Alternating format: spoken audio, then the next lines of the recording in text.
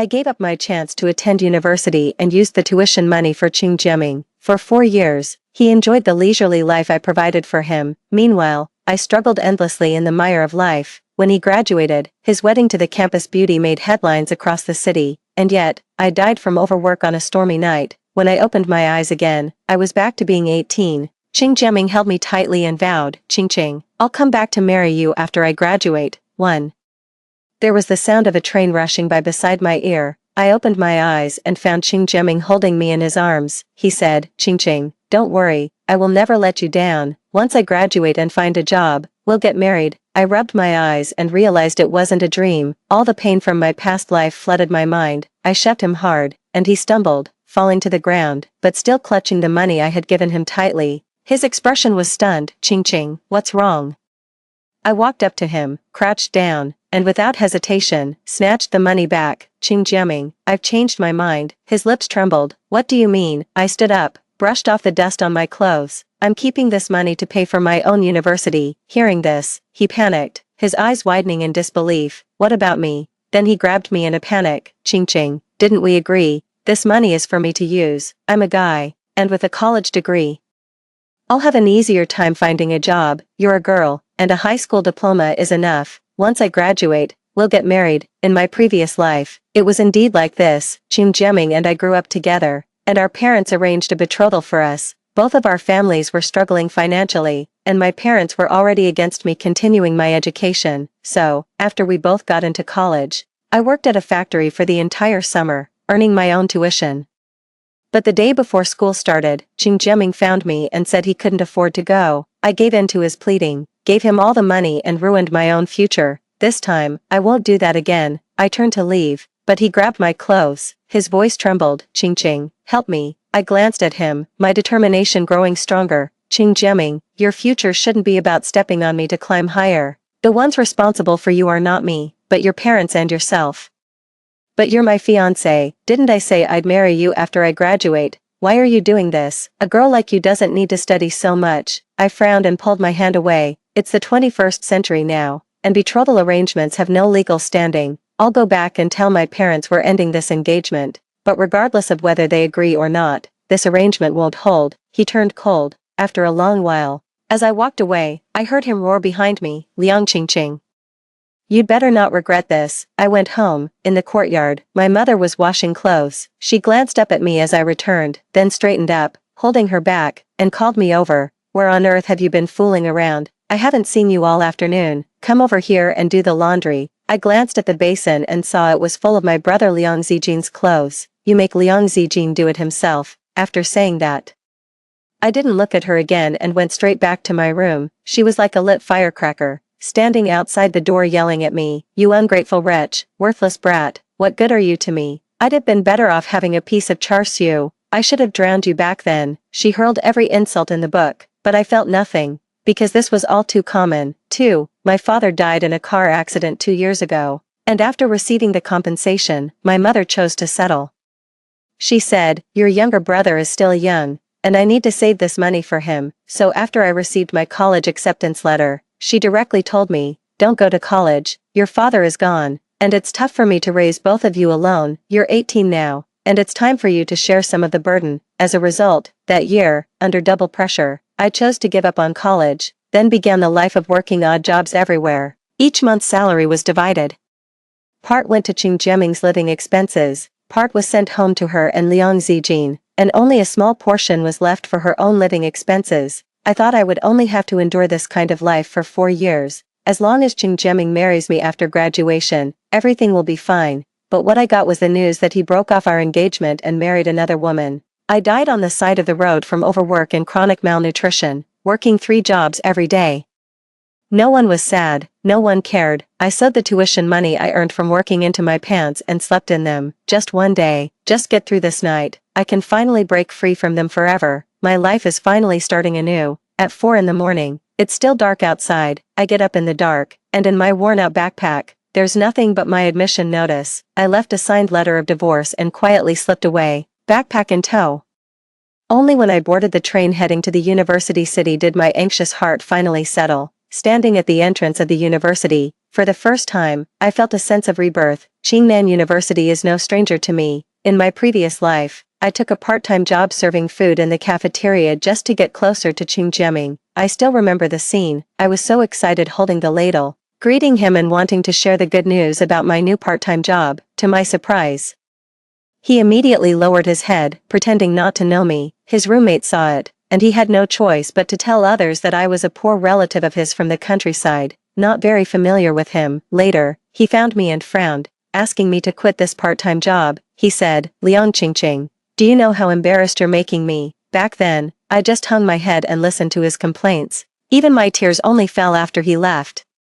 I thought that my patience and efforts would eventually pay off. How foolish, Liang Qingqing. In this world, no one can be relied on except yourself. After registering and paying the tuition, I followed the instructions to the dormitory. Just my luck, I bumped into Qingjiaming as I was coming downstairs. Seeing me, his face turned ashen. I had intended to pretend we didn't know each other, but as we passed by, he grabbed my wrist. His eyes brimmed with resentment. "Liang Qingqing, do you think I can't go to school without you?" I twitched the corner of my mouth and pushed his hand away. "So what? If you had the money to go to school, why did you have to focus on mine back then?" His face turned purple. "If it weren't for you, would my parents have had to run dozens of miles to borrow money late at night?" After saying that, he stepped closer to me. "Liang Qingqing, you'll regret this. Do you think you're any different just because you've read some books? Even if you graduate, as a woman, you won't find a good job, and in the end, you'll just get married. I wonder who will want you without me. Dream on if you think a black chicken can turn into a phoenix." 3. I slapped him right across the face. He was stunned. It took a long time for him to stammer out, You hit me." "I hit you, alright. Qingjiaming, let's clear this up right now. Stop harassing me from now on, and let's just pretend we never met. Otherwise, I have plenty of ways to make your life miserable." Before he could react, I had already walked away. I found the dorm, and someone had already arrived before me. My roommate, Wenwen, had her parents helping her. One was wiping the desk, and the other was making the bed. She leaned against the doorframe and complained, "The dorm conditions are terrible." Her mom comforted her, "Honey, just bear with it. Our house isn't far from the school, and I'll have your dad pick you up on weekends." This scene really stung my eyes. I've never experienced such scenes in my life. My parents favor my brother over me. She met my gaze as she turned her head. She smiled and extended her hand to me in a friendly manner. "Hello, new roommate." I hesitantly took her hand. My life seemed to be really taking a different turn. On the first day of school, I ran for class officer. Ultimately, I was successfully elected. I dared not slack off. I always sat in the front row for every class, took detailed notes, because I knew this opportunity was hard-earned for me. After class, I went to the cafeteria and successfully found the part-time job I had before. This time, it was for myself. With this part-time job, I can cover my living expenses. However, this is only enough for living expenses. Tuition is still a problem.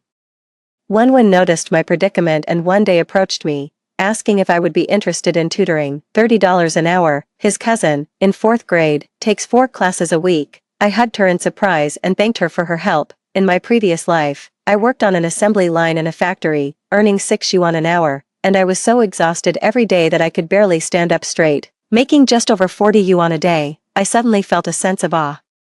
It turns out that knowledge can change so much. I started working part-time at the cafeteria from Monday to Friday and tutoring on weekends. One day at noon, I was serving food to classmates at the cafeteria. I spotted Qingjiaming coming from afar. He was in line at my window. I was a bit surprised. After all, in my previous life, he avoided me like the plague once he found out I worked in the cafeteria. Why would he approach me this time? It wasn't long before it was his turn.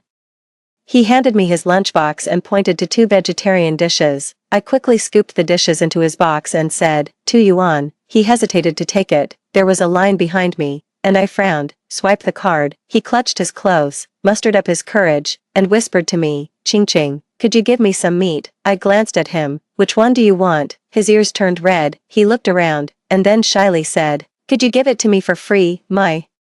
My parents don't give me much allowance." I put down the spoon I was about to scoop the meat with and coldly said, "Either pay with your card or move aside. There are people behind you." His eyes dimmed, then he swiped his meal card, giving me a much more resentful look before leaving. I rolled my eyes. In my past life, he spent my money while I ate steamed buns, and he feasted on delicacies. He even used my money to chase after girls. He never cared for me for a second.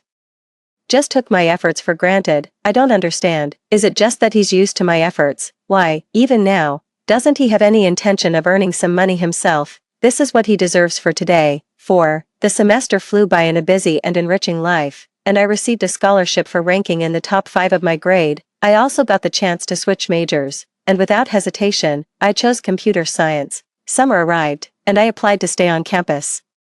While cramming for computer science courses, I also took on a part-time job. On my way back to school, at the dormitory downstairs, Liang Zijin ran excitedly towards me when he saw me. "Sis, you're finally back. Mom and I couldn't reach you. My gut tells me his appearance is nothing good for me. Mom fell and hurt her leg while working, and the county hospital can't handle it, so we need to go to the provincial hospital." When we rushed to the hospital, in addition to my mother, there was also my cousin who I had only met twice since childhood. If I remember correctly, she married a man from the city and later moved with her family to the outskirts of the provincial capital. In our hometown, she was considered to have married well, so she naturally had a bit of an air of superiority in front of us. Seeing Liang Zijin bring me in, she glanced at me and complained, "Ching Ching, it's not that your cousin is saying this, but what's the point of getting into university? Don't they teach you how to respect your elders anymore? Your mother is this sick, and you don't even know." My mom shot me a glare and quickly agreed, "Exactly, once a daughter is married off, she's like water spilled on the ground, and here I am, not even married yet, and this is how it is. I really raised a thankless child, Ching Ching. To be honest, you really lack filial piety. You don't consider your mom or your brother at all. Your family situation isn't good. So you shouldn't have gone to university. The tuition is expensive, and it's a waste of time. Nowadays, being a university graduate doesn't guarantee you a job like it used to. What's the point of a girl studying so much? You're just brainwashed by those news stories. You should have found a job and gotten married earlier to support your brother. Your aunt is only telling you this because she sees you as family. Now that your dad is gone, your family can only rely on Zijin, Ching Ching. It's not too late. Maybe you should consider dropping out of school. Zijin will be taking the college entrance exam next year, and how can your mom possibly afford to support 2 college students on her own?" From the moment I walked in, I didn't even get a chance to say a word before the 2 of them had already mapped out my future. I calmly sat down on the stool across from them. He looked at her. "Auntie, Xin should be about to take the college entrance exam soon, right?" Xin is her daughter. It said that she didn't even get into high school initially, and it was only through family connections and paying a hefty fee for admission that she managed to enroll in a rural high school. If college is really as useless as you say, why did you go to such great lengths to have her attend high school and take the college entrance exam? She paused, her expression slightly awkward, but she still stubbornly argued, "Our family is different from yours. We're from the city, and raising daughters in the city is not the same as in the countryside. Besides, we can afford it. Your family situation is so unique. You can't be so selfish. You need to consider your family too." 5. She made perfect sense. I twitched my mouth. "Sorry, but I paid for this university entirely on my own, without a single penny from my family. Besides, I managed to support myself through school, so why can't Liang Zijin do the same?" After saying that, I deliberately leaned closer to her. "Auntie, your words and actions are so contradictory. I'm the first college student in our family, and as a senior, shouldn't you be happy for me? Or are you afraid that after I graduate and find a good job, earning money, you'll lose your sense of superiority in front of us?" Hearing this, she widened her eyes in shock. She snapped at me, "No manners." Then she stormed off, clutching her bag. No matter how much my mom called out behind her, she never looked back. She stormed out because of me, and my mom glared at me as she threw an empty bottle in my direction. "Liang Qingqing, how dare you talk to your elders like that? There's no money at home to treat my leg, and it was so hard to get your aunt to agree to lend me some. Now you've driven her away. Where am I supposed to find the money? Let me tell you. You need to figure out how to cover my hospital fees, treatment costs, and nutrition expenses. So that's what this is about." I spread my hands. "I don't have any money." She sat up excitedly. "Don't think I don't know. Stop pretending. Jiaming told us everything. How you work part-time and tutor at school. And then there's that scholarship. You must have saved a few thousand by now. Liang Qingqing, don't you forget, I'm your mother. This money is what you owe me. Don't think you're all grown up and I can't control you anymore. There are so many expenses at home. What's wrong with you contributing a bit? If you don't give it to me today, I'll go to your school and make a scene. I'll tell them you got into college and now you don't want your mother. Aren't you eager to go to college? Someone with your character issues. I'll make sure the school expels you. I always knew she didn't love me." But hearing it so bluntly today still stirred up a bit of heartache. I suppressed my impulse and stood up. Wang Ying, coming here to see you today is already the greatest mercy I can offer. Money, don't even think about it. I won't give you a single cent. Since you keep calling me a white-eyed wolf, then I'll truly become that so-called white-eyed wolf, otherwise, I'd be at a loss. As I said this, I pointed to Liang Zijin, who had been standing silently to the side. If you dare to cause trouble at the school and ruin my life, then rest assured, your precious son will suffer even more. His life will be ruined along with mine. I have nothing to lose, so don't bother me anymore. Her face paled instantly as I threatened her with Liang Zijin. She looked at me in disbelief. After a long pause, she finally managed to say, You, how did you become like this? I don't have a daughter like you. I chuckled and said, Perfect. Then you'd better pretend you never had a daughter like me. In my previous life, she was eager to marry me off to Qing Jiaming for the bride price. After Qing Jiaming broke off our engagement, her first reaction wasn't to feel sorry for me, but to scold me for not having the skills to keep a man. The next day, she contacted a matchmaker to sell me off to an old bachelor in a neighboring village, just because he promised her a 30,000 yuan bride price. When she learned of my death, she didn't feel sad, she only regretted losing a cash cow. I don't need, nor do I want, such family members. I ignored her and turned to Liang Zijin. Liang Zijin, you know full well how many advantages you've gained at my expense since we were kids. Since your mother said today that I'm no longer her daughter, from now on, you're the sole heir of the Liang family. With that, I turned and left. 6. Liang Zijin grabbed me in a panic. Sis. I shook off his hand. Don't worry, your mom has money. When Dad had the car accident, they paid 200,000 yuan, even without my share. It's enough for you to study and get married. Later, Liang Zijin came to the school to look for me twice, but I avoided him both times. Soon, the school term began. I quit my part-time job at the cafeteria after switching majors. Every day after class, it's either the library or the study room. Of course, the effort paid off. Not only did I catch up with everyone, but I also ranked at the top.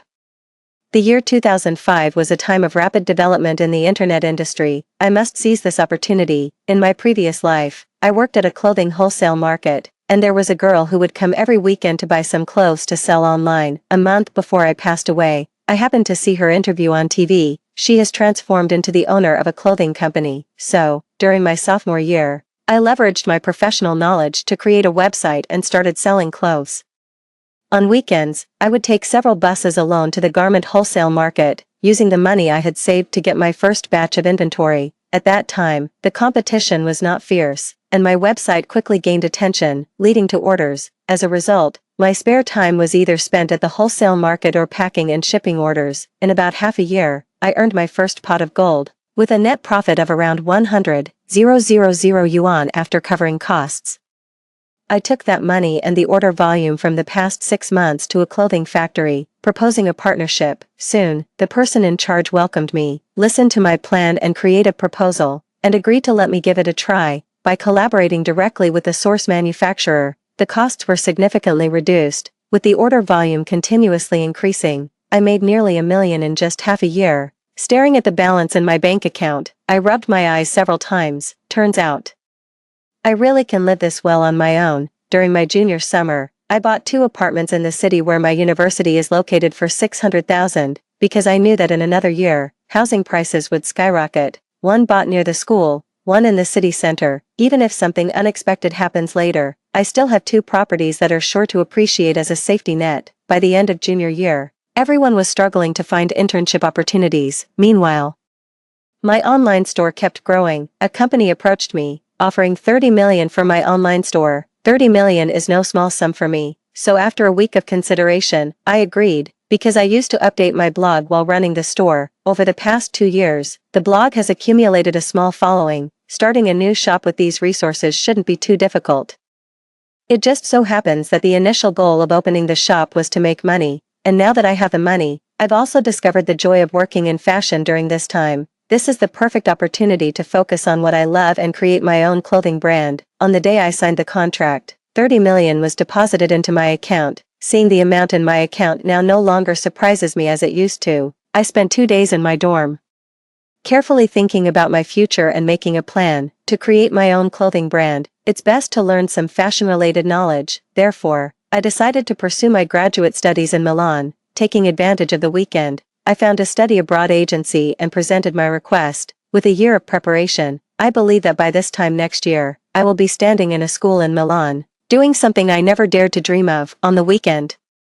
I was about to go study for the IELTS when I saw Ching Jiaming handing a bouquet of flowers to a girl across from him at the school gate. Upon closer inspection, the girl was Lin Qian, the wife he had finally managed to marry in his previous life. Lin Qian is an only child in the local area. It's said that her father runs a small factory, and their family is well off, so, back then, Ching Jiaming managing to get involved with her was considered a leap in social status. I originally thought the plot would unfold as it did in my previous life, with Lin Qian accepting him, and both of them living happily ever after. However, the next second, Lin Qian grabbed the flowers and threw them to the ground. Her face still showed obvious anger. Ching Jiaming, I've tolerated you for a long time. Today is my birthday, and you think you can get away with just a bunch of cheap flowers? Ching Jiaming lowered his head awkwardly and explained, Qian. I'm a bit tight on money lately, but don't worry, I promise to buy you whatever you want in the future. Lin Qian rolled her eyes. Future, you're always talking about the future. Last week, I paid for our movie tickets, and for Yeya's birthday, her boyfriend gave her a luxury bag. How did I end up with such a pathetic boyfriend? How am I supposed to compare with her? Her voice was so loud that it had already attracted a crowd of classmates to watch the scene. Ching Jiaming clenched his fists in embarrassment and whispered, Qian, can you please understand me? My parents are farmers back home and don't have much money, but trust me, once I graduate, I'll definitely find a good job, and then I'll buy you whatever you want. Lin Qian pushed his hand away. I don't care, give me a week, buy me a luxury bag, or we're breaking up. After saying that, she walked out without a second thought, leaving Ching Jiaming pale-faced and standing there in shock. In my previous life, because of my support, he rarely worried about money and never cared about my hard work, but now, he understands how hard his parents work for their money. After the play, I walked straight out with my bag on my back, and as I approached the door, he turned and saw me. Our eyes met, and awkwardly, he waved at me, Ching, going out. After saying that, he noticed the IELTS textbook I was holding. Surprised, I looked up. Why are you studying IELTS?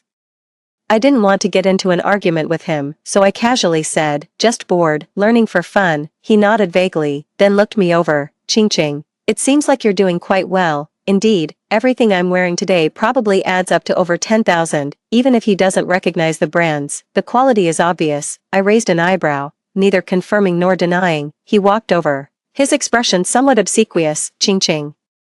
I heard from someone that you seem to be doing some business online, making a bit of money, and you also get a scholarship every year, right? So, could you lend me some? I'm in urgent need of money recently. Not too much, just 20,000 will do. I promise to pay you back as soon as possible. I looked at him as if he were a fool. Ching Jiaming, do I have sucker written on my face? He awkwardly scratched his hair. No, that's not what I meant. You know graduation is coming up.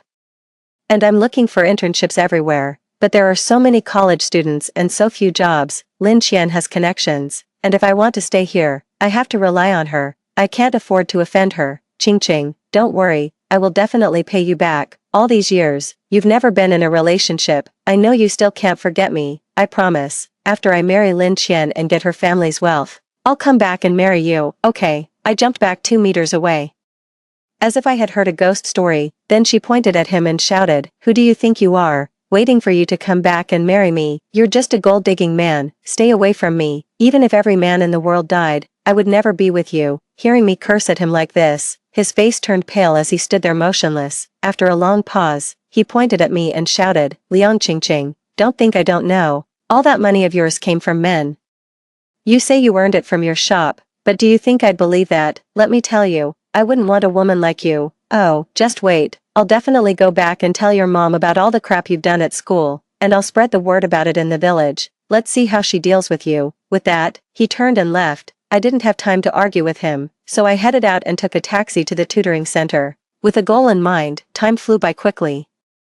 I passed the IELTS exam on my first try, met all the requirements, and finally got the offer from my dream school. Only my counselor and my dorm mates knew about my study abroad plans. When they found out I got an offer, they all teased me into treating them to a meal. I agreed without hesitation. Just as we were about to head out, the class monitor ran over with a strange expression. Ching, the counselor wants you to come to the office. When I arrived at the office, I saw my mom and Qing Jiaming standing there. My heart sank. Seeing me, my mom walked over with a cold face, muttering curses. She swung her hand, and I dodged to the side, her slap landing in the air. Liang Qingqing, you've really grown bold. Did I send you to college just so you could hook up with old men? I was momentarily stunned, seeing Qing Jiaming behind me looking a bit guilty, and suddenly everything became clear. I stepped forward and stared at him, asking, Qing Jiaming, which eye of yours saw me hooking up with a wealthy man? He didn't dare to meet my gaze but still stubbornly insisted, isn't that the case? Otherwise, where would you get so much money? And I've seen you several times going to that upscale neighborhood near our school, Liang Qingqing.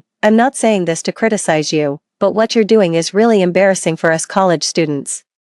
I coldly looked at him and said, so in your eyes, if I have money, it must be through unscrupulous means. Of course, even I, a man, can't make much money, let alone you, a woman. Liang Qingqing, you're so disappointing. I turned to ask my mom, do you think the same way he does? She glared at me and said, stop talking nonsense. No wonder you haven't come home in years. You must have somewhere else to go. Today, you'd better tell me honestly, how much money do you have?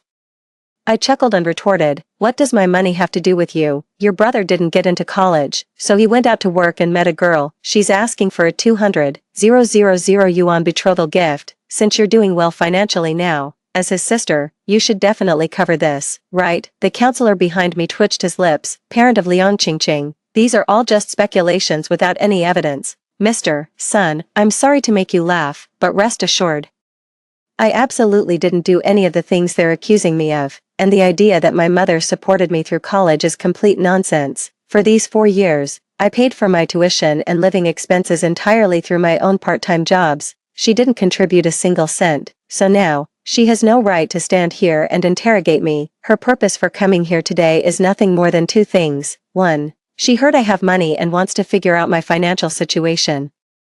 2. She wants to see how much she can squeeze out of me for my brother. My mom immediately started yelling when she heard this. You ungrateful wretch, I raised you all these years. Even if I didn't deserve credit, I at least deserve some recognition for my hard work. If you don't give me money, I'll go to your principal, I'll call the police, I'll report you for corrupting social morals, and have you and your little tramp arrested. Now that it's come to this, I don't need to hide anymore. As I stepped forward, she immediately fell silent. I looked around, then spoke slowly. I do have some money, but it wasn't given to me by anyone. I earned it through my own work abilities. These past few years, I've run an online clothing store. I've been lucky and managed to save a bit. Later, a company took an interest in my store and bought it. Oh, Qing Jiaming noticed the neighborhood I moved into. The house is one I bought myself. As soon as I finished speaking, Qing Jiaming turned pale. How could that be? My mother's expression changed instantly. I knew my daughter wouldn't do such a thing. Jiaming, let me tell you, are you jealous of Qingqing? Jealous that a girl is making more money than you? After some tugging, we left the office. I was walking ahead when Qing Jiaming ran over and stopped me. That Qingqing, I'm sorry. I glanced at him coldly and said, move, yet he stood firm. Looking up with a pleading expression, he said, Qingqing, please help me. I'm about to graduate, but I still haven't found a job. Qian broke up with me, and my mom has leg issues, but we can't afford the medical bills. Now that you're so wealthy, could you lend me some money? I said firmly. No, I said, Qing Jiaming, I don't owe you anything. We're no longer on the same path. Once we step out of this school gate, we'll never see each other again, so don't expect a stranger to help you.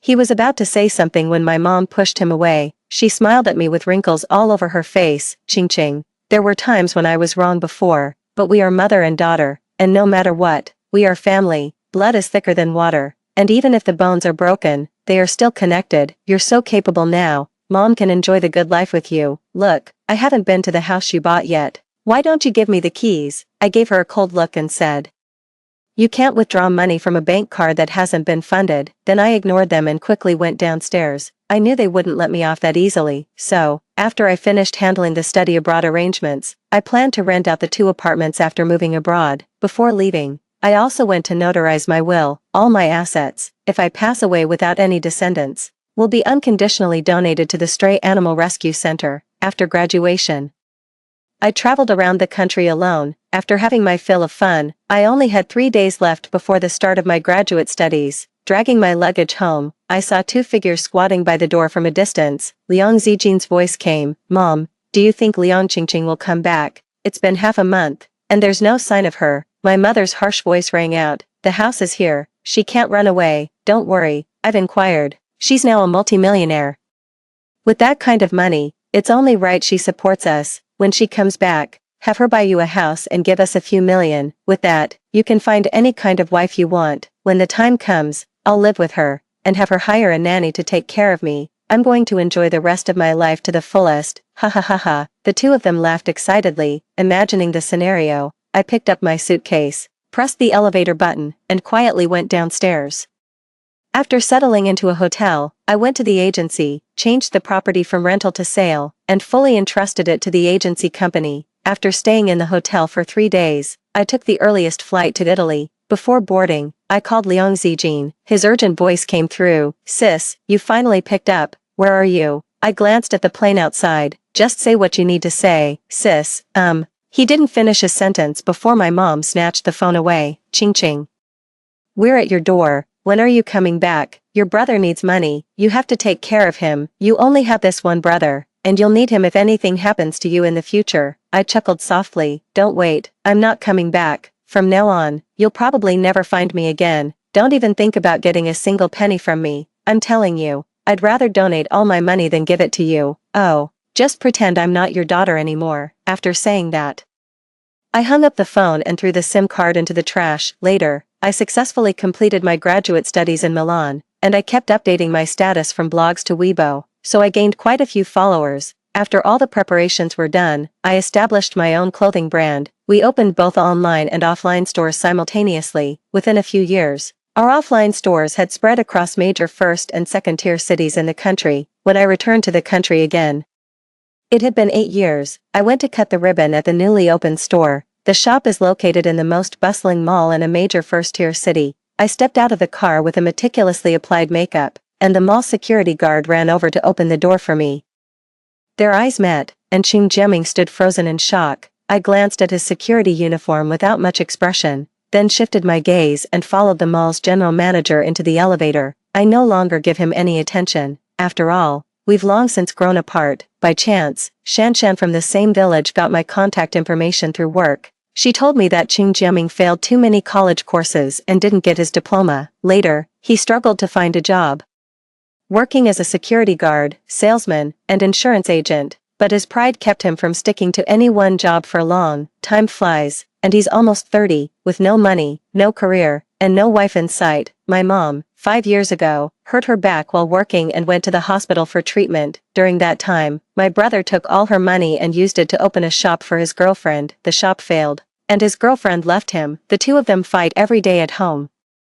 My mom complains to the neighbors every day. I should have treated Liang Qingqing better in the past. Liang Zijin doesn't work and just lazes around at home, waiting for death. The two of them just barely got by with my mom occasionally helping others. At that time, I was lying on a beach chair in the Maldives, reading the messages Shan had sent me. There was no emotional fluctuation. In my previous life, I died of exhaustion on the side of the road, with no one feeling pity, no one caring, and no one regretting it. In this life, they regret it only because I have value. However, I no longer need any of this. My life is better lived alone. Story 2. On the day of his father's surgery, Zhou Su missed the distress call from his white moonlight. His white moonlight died a tragic death on the same day. Zhou Su blamed me for intercepting that call, and he has hated me for the rest of his life because of that. He hates me, yet he still married me through an arranged marriage, just to torture me. He said that someone like me doesn't deserve to be happy in this new life. I watched as he answered that call, and then he lost one of his legs. When the sound of crying reached my ears, my mind was in a mess. My body felt cold, yet at the same time, I felt a bit feverish. I looked around in a daze. The nurse was pushing someone towards the operating room. Zhou Su was supporting his mother,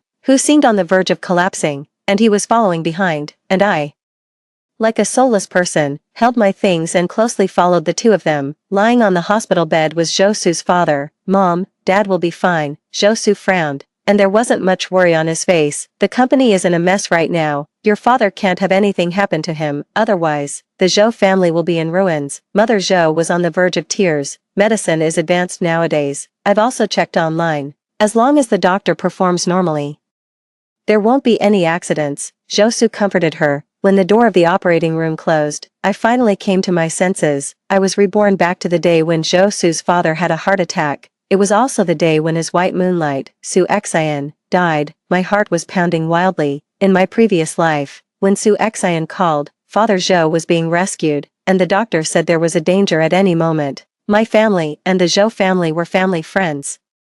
We both lived in the same villa community and were neighbors. I was also brought up under the watch of Father Zhou since I was a child. I was worried that something unexpected might happen during Father Zhou's rescue. If Zhou Su didn't stay here, he would surely regret it. So when I saw Su Xian's call coming in, I quietly muted Zhou Su's phone. Later, when Father Zhou was rescued, Zhou Su saw the missed call from Su Xian on his phone. When he called back, he couldn't get through. The next day, the news of Su Xian's death spread. Zhou Su was filled with regret. He grabbed my collar, his eyes bloodshot, and threw me onto the desk in the classroom, blaming me for Su Xian's death. If I hadn't muted his phone, he could have saved her. I was the culprit. In my previous life, I had never experienced such a thing. The disappearance of a human life made me terrified. I was also brainwashed by him and thought that everything was my fault, so I let him take his anger out on me. From then on, I became the target of bullying by all the classmates in the school. Everyone said I was a murderer. I lived in a muddle. My grades dropped from second in the grade all the way down. In the end, Zhou Su used the company of his family to threaten me, married me, and then tortured me. He said, "Wenli, someone like you doesn't deserve to start a new life. Don't even think about running away. You should live in pain for the rest of your life. Remember day and night that you killed someone. You can't forget this for the rest of your life." I lived in self-blame like this. He made me live in the darkest basement of the Zhou family, living a life worse than that of the servants. In the end, I froze to death on a snowy day, and Su Xian also died on a snowy day, too. The ringtone of my phone pulled me back from the memories of my previous life. The door of the operating room was already closed. I stood dully at the door of the operating room, looking at the phone whose ringtone kept ringing. It was Su Xian calling. The ringtone gradually grew louder. I stared at the screen, and my fingers were trembling. In my previous life, because of this call, because I meddled in other people's business, I hurt myself and my family. This time, I won't be stupid again. Zhou Su was still comforting his mother, and the ringtone of the phone didn't seem to catch his attention. The environment was too noisy, with people coming and going, and the sounds of talking and crying mixing together. It really took some effort for Zhou Su to hear the sound of the phone. My tears suddenly flowed uncontrollably. It turned out that in my previous life, even if I didn't mute the phone, Zhou Su couldn't answer Su Xian's call. It turned out that all of this wasn't my fault at all. I pressed the volume button of the phone and gradually turned the ringtone to the maximum. Zhou Su finally heard the sound. He frowned and gave me a look. "Who's calling? Forget it, hang up." He also knew that at this moment, the phone call from anyone couldn't compare to his father's safety. I sneered in my heart and walked over to stuff the phone into his hand. This time, without my obstruction, how would he choose? Zhou Su obviously didn't expect it to be Su Xian's call. He pursed his lips, and his fingers stopped on the screen for a long time without answering the call until the phone stopped ringing automatically. "Is it your aunt calling?" Mother Zhou asked casually. Zhou Su just said it wasn't. And the phone rang again. Mother Zhou clearly saw the name on the screen, and her face immediately turned ugly. "You're still fooling around with her. You're really going to drive us crazy." Mother Zhou was so angry that she was gasping for breath. "Mom, Xin must have something urgent to call." After saying that, Zhou Su looked at me. I saw that he had no intention of answering the phone at all. He looked at me like that, as if he wanted to hear me stop him. But I just felt that this scene was extremely ironic. Yes, he couldn't blame his parents. Only when I stopped him did he have a reason to excuse his actions. Lizzie, persuade him, he's really out of line now. Mother Zhou looked at me reproachfully.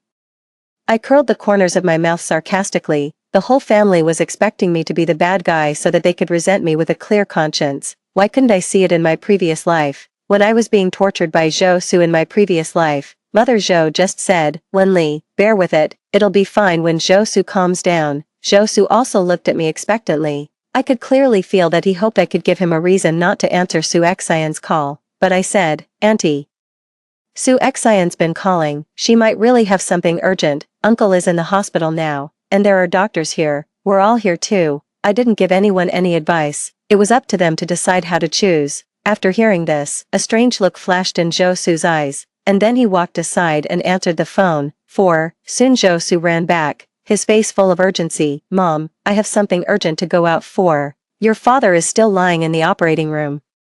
And you have to leave for that little slut at this time." Zhou Su glanced at me. when Lee is here to accompany you." Then he ran out. Yes, I was here to clean up his mess. Mother Zhou was so angry that she covered her chest. Since she couldn't vent her anger, she turned to look at me. "Look at you. You let him mess around. Why didn't you stop him? You just watched him fool around with that woman." Mother Zhou looked at me with a look of hating iron for not becoming steel. I just felt extremely disgusted. She couldn't control her son and instead blamed me. What responsibility or obligation did I have to take care of him, just because we were neighbors? Just because I showed my affection for Zhou Su? My phone rang at this moment. I frowned and looked worried. "Dad, what's wrong?" "I'll come right away." After hanging up the phone, I said to Mother Zhou with a worried face, "Auntie, my dad is in the hospital now. I have to go there quickly." Mother Zhou clearly didn't want me to leave, but she couldn't find a reason to keep me. While she was in a daze, I turned around and slipped away. That's right. I deliberately sent a message to my dad and asked him to act with me. I don't want to have anything to do with this disgusting family anymore. Of course, because of the business between our families, my dad played the part thoroughly and really found a reason to go to the hospital. I suppressed the excitement in my heart. Next, Father Zhou would be issued a critical condition notice, and Mother Zhou would have a cerebral infarction out of anger. Of course, in my previous life, since Zhou Su and I were there, everything went orderly, and in the end, neither of them had anything serious. But this time, it's different. 5. Zhou Su and I were childhood sweethearts. We were born just a few days apart, and our parents arranged a betrothal for us since we were kids. We followed what our parents asked and got along affectionately from kindergarten all the way to our sophomore year of high school. Zhou Su grew up the way Mother Zhou hoped. He was tall, handsome, excellent in both character and learning, and always ranked first in the grade. He was the aloof top student recognized by the whole school. Perhaps the regular life of more than 10 years made Zhou Su tired of it. In the second year of high school, Zhou Su suddenly became rebellious.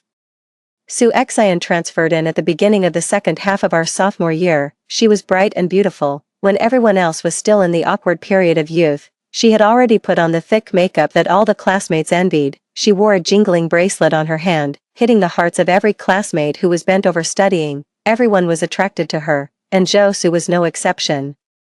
He had mechanically fulfilled the requirements of his teachers and parents since he was a child and never rebelled. When Su Xian appeared, his numb eyes lit up instantly. I had never seen that look on his face before. My heart suddenly felt uncomfortable. I knew that something was about to change. Su Xian was like a piece of sodium metal that broke into the lake of Zhou Su's life, which had been calm for years, and made his peaceful life boil over instantly. He finally tasted the taste of freedom. He started skipping classes and having a puppy love. He began to do things that he didn't dare to do during the more than 10 years of repression. I tried to persuade him to study hard countless times, saying that the future was important, but he told me, "Wenli, are you jealous?" He blew smoke rings in my face and looked towards the toilet from time to time. In the toilet, Su Xian was pulling a girl in, and soon the sound of crying came out. "Zhou Su, Su Xian isn't a good person, stay away from her." Zhou Su threw the cigarette on the ground and crushed it with his foot, curling the corners of his mouth. "You're speaking ill of others behind their back. Are you a good person?" I wanted to persuade him earnestly, but Zhou Su was already impatient. "Have I been too good to you all these years? Are you pushing your luck with me? If you say another bad word about Su Xian, I won't be lenient. I advise you to leave me alone. You can endure that boring life by yourself." 6. Everything that happened in the past was still vivid in my mind. I regretted meddling with him countless times. Fortunately, I have a chance to start over. When I rushed to the hospital, my father was sitting by the bed with a drip in his hand, and my mother was lying on the bed playing with her phone. When I saw them, I threw myself at them. In my previous life, after Zhou Su married me, I never saw them again. Later, when the Wen family went bankrupt, I wanted to visit them, but Zhou Su wouldn't let me. I was completely husserissed by Zhou Su. "Why are you crying? Didn't they rescue him?" My father stood up, and it was hard to tell what emotion was on his face. Mother Wen patted my back and kept comforting me. "Baby, stop crying. Life and death are just common things." Father Zhou was pronounced dead by my parents. I held back my laughter and explained. Only then did I notice that my father had a needle in his hand. "Dad, what's going on? I asked you to act. Why did you really get in for?" I looked worried. In my previous life, Zhou Su said that my father died of rectal cancer. I panicked immediately. "Dad is fine. I've been feeling a bit unwell these days, so I came to have a look. The doctor said it's nothing serious." My father looked at me lovingly. "No, you must have a full physical examination." I couldn't listen to anything else. In my previous life, Not long after my father died, my mother jumped off a building and followed my father. In this life, I will make sure my parents live a long life no matter what. Tell me what's going on with you. You used to be so attached to that boy from the Zhou family. Why did you leave when something big happened in his family today? There was a hint of jealousy in my father's words. I sneered disdainfully. Zhou Su didn't even stay with his father. What was I doing there? Let's not talk about his family.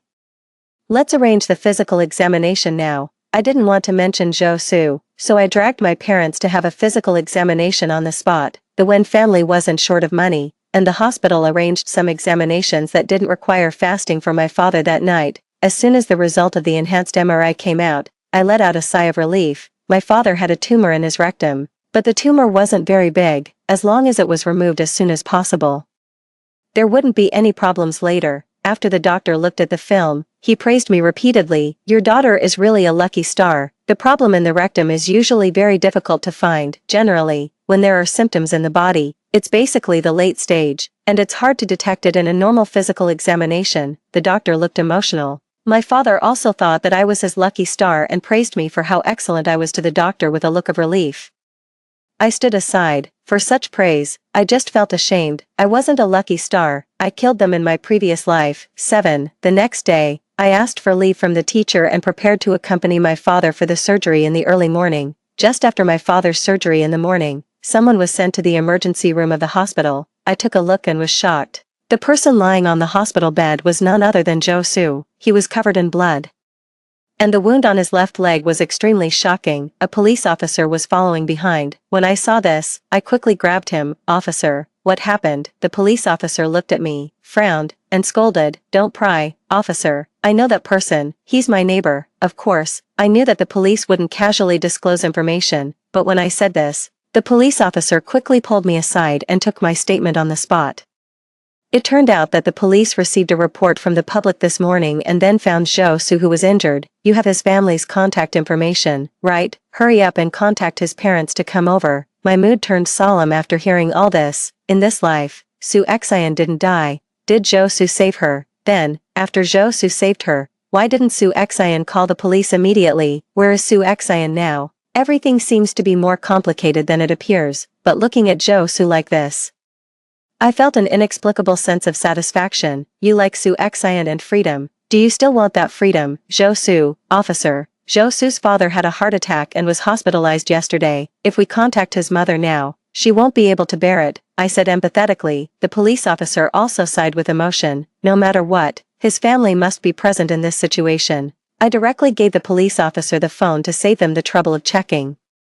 The police officer got in touch with Zhou Su's aunt, and she rushed over quickly. When she arrived, the doctor just came out and asked the family member to sign for the operation. The left leg is severely necrotic and needs to be amputated. Zhou Su's aunt seemed unable to bear the blow and almost lost her balance. She glanced at me standing aside and roared, "What on earth happened? Why didn't you keep an eye on him? Didn't you go with him? This is ridiculous. What are you yelling about? What does this have to do with my daughter?" My mother suddenly appeared and questioned Zhou Su's aunt with a cold face. She didn't expect my mother to be here, and her face immediately turned ugly. She said awkwardly, "It's not that. I just saw that she used to follow Su'er around. With such a big thing happening to Su'er, she didn't try to stop him. If she had controlled Su'er, this wouldn't have happened today. Cut it out. My daughter's surname is Wen, not Zhou. She has no obligation to take care of him. Besides, her father is in the hospital and just had an operation. Should she chase after Zhou Su instead of staying with her father? Is she stupid?" Knowing that she was in the wrong, she didn't dare to say anything more and turned to discuss with the doctor. The final result, of course, was the amputation. In the winter of Beijing, even an ordinary person could freeze to death. Zhou Su was injured, and it was a miracle that he didn't die. My mother pulled me into my father's ward with a displeased expression and muttered, "There's no one in the Zhou family who can think clearly. They want to shift everything onto my daughter. You said we should form an in-law relationship with them. They'll bully Lizzie even if we don't get involved. What would happen if you really got married?" As she spoke, she turned around and poked my temple with her finger. "You too, you took a fancy to that guy Zhou Su. That guy has a cold personality. You'll have a hard time if you marry him. You've been yelled him all along before." "I know, Mom, I don't like him anymore," I said lightly. My mother opened her mouth, and the words she hadn't finished stuck in her throat. She looked at me in disbelief. "You've changed your mind. You really don't like him anymore." I nodded firmly. Zhou Su had his leg amputated because of a girl, such a person. I clicked my tongue in disdain. My parents were also surprised, after hearing me tell the story. They both sighed. I thought Zhou Su had a cold personality. It turns out he didn't think much of our Lizzie at all. My mother had long disliked me always giving in to Zhou Su. When she heard that Zhou Su had his leg amputated for another woman, she had no sympathy for him at all. 8. A few hours later, Zhou Su's aunt knocked on the door of my father's ward. At that time, my mother and I were eating a sumptuous barbecue in front of my sick father as a punishment for him not having time to be with us.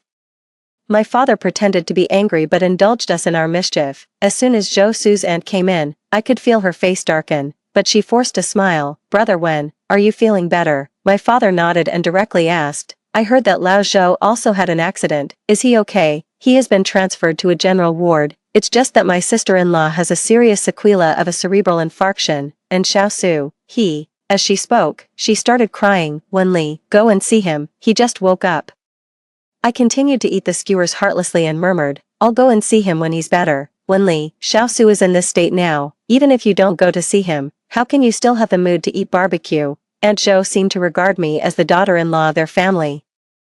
She couldn't stand anything I did. Aunt Zhou, what I eat is my freedom. Zhou Su's leg being amputated isn't my fault. My father doesn't care about me, so why are you interfering? Besides, Zhou Su has a girlfriend. Don't always drag me into things related to him. I wiped my mouth, collected the garbage from the barbecue, and walked out. In fact, even if Aunt Zhou didn't say anything, I was going to see him. After all, no one wants to see his pathetic state more than me. Not only will I go, but I will also break his heart. After throwing away the garbage, I went to Zhou Su's ward. When he saw me, he just lifted his eyelids. Pour me a glass of water, Zhou Su said. I stood by the bed without moving and just sized him up from head to toe. After my aunt leaves later, arrange for Su Xian to come and see me. Zhou Su continued talking to himself. I sneered. Do you know where Su Xian is? I asked. It seemed that Zhou Su didn't know that Su Xian had abandoned him yesterday.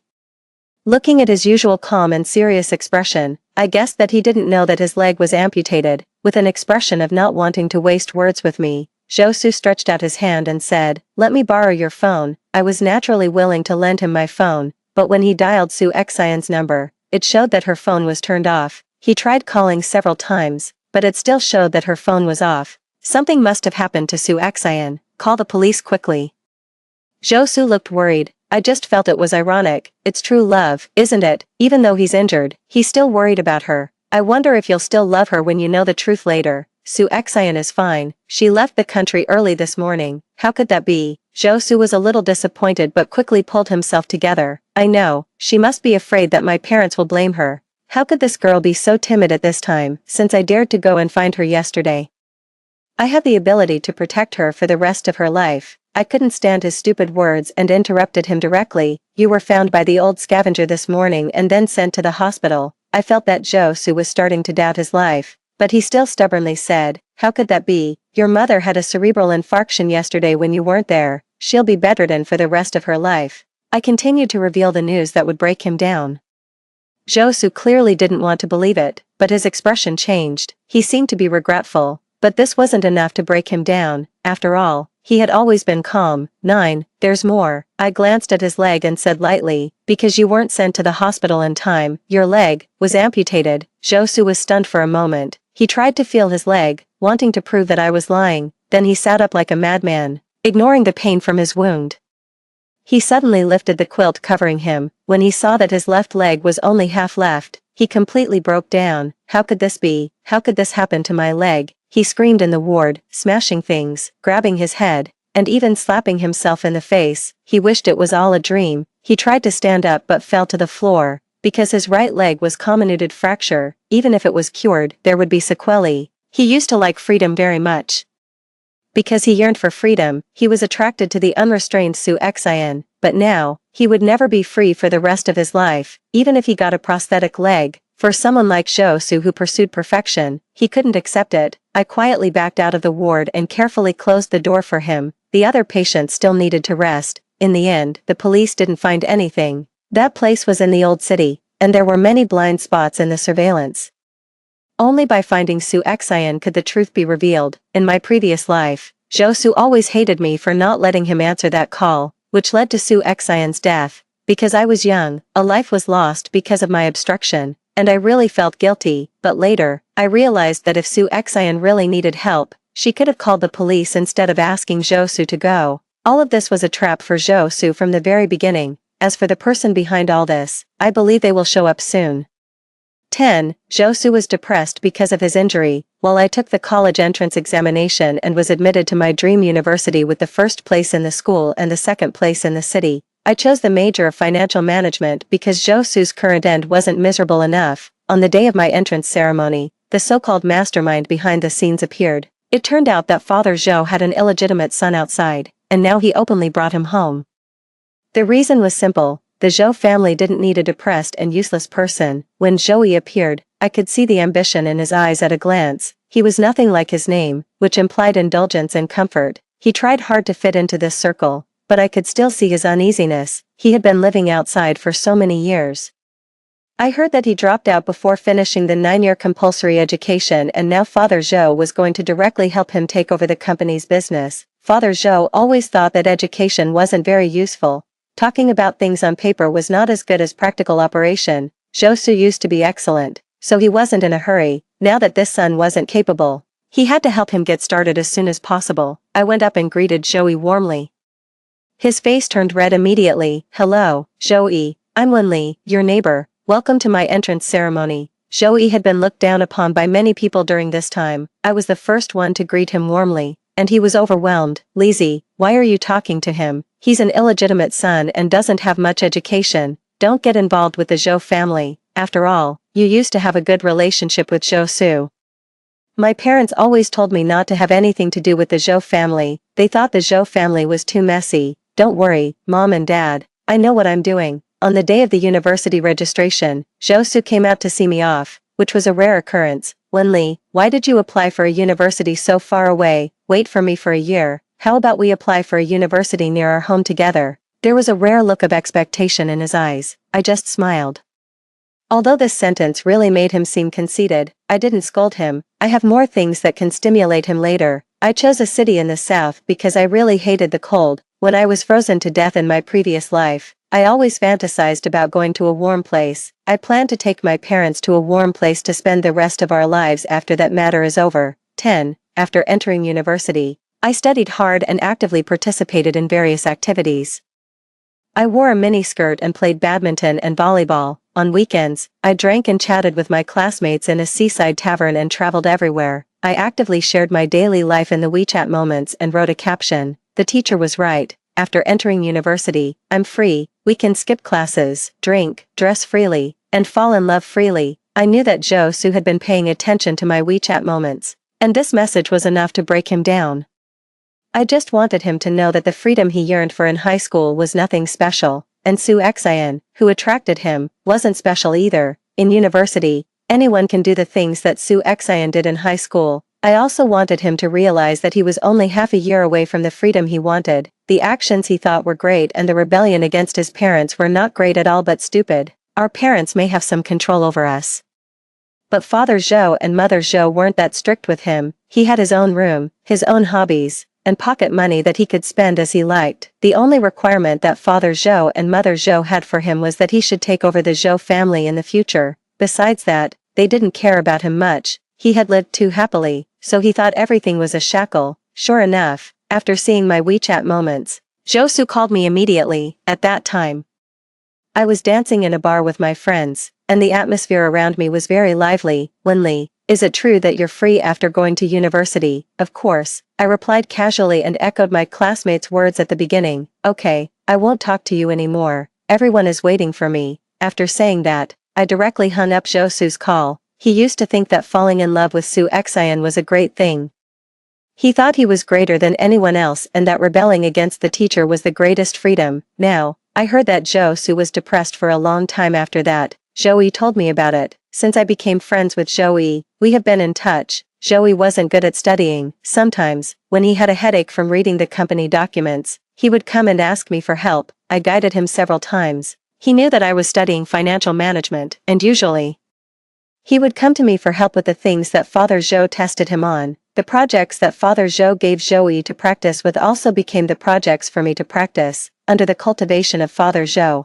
I had excellent grades in the 4 years of university. As soon as I graduated, I had at least 3 years of work experience. I also knew about 70 to 80% of the internal situation of the Zhou family. 11. After graduating from university and returning to my hometown, Father Zhou suggested that I get engaged to Zhou Yi. My parents disagreed, but I directly agreed with a smile. Okay, Zhou Yi and I get along well. It's also good for the two companies if we get married. At the gathering of the two families, I agreed without hesitation. Zhou Yi was absolutely delighted, but a trace of imperceptible panic flashed in his eyes. Of course, he should be panicking. He had many women outside. However, I didn't care. Zhou Su was the first to stand up and object.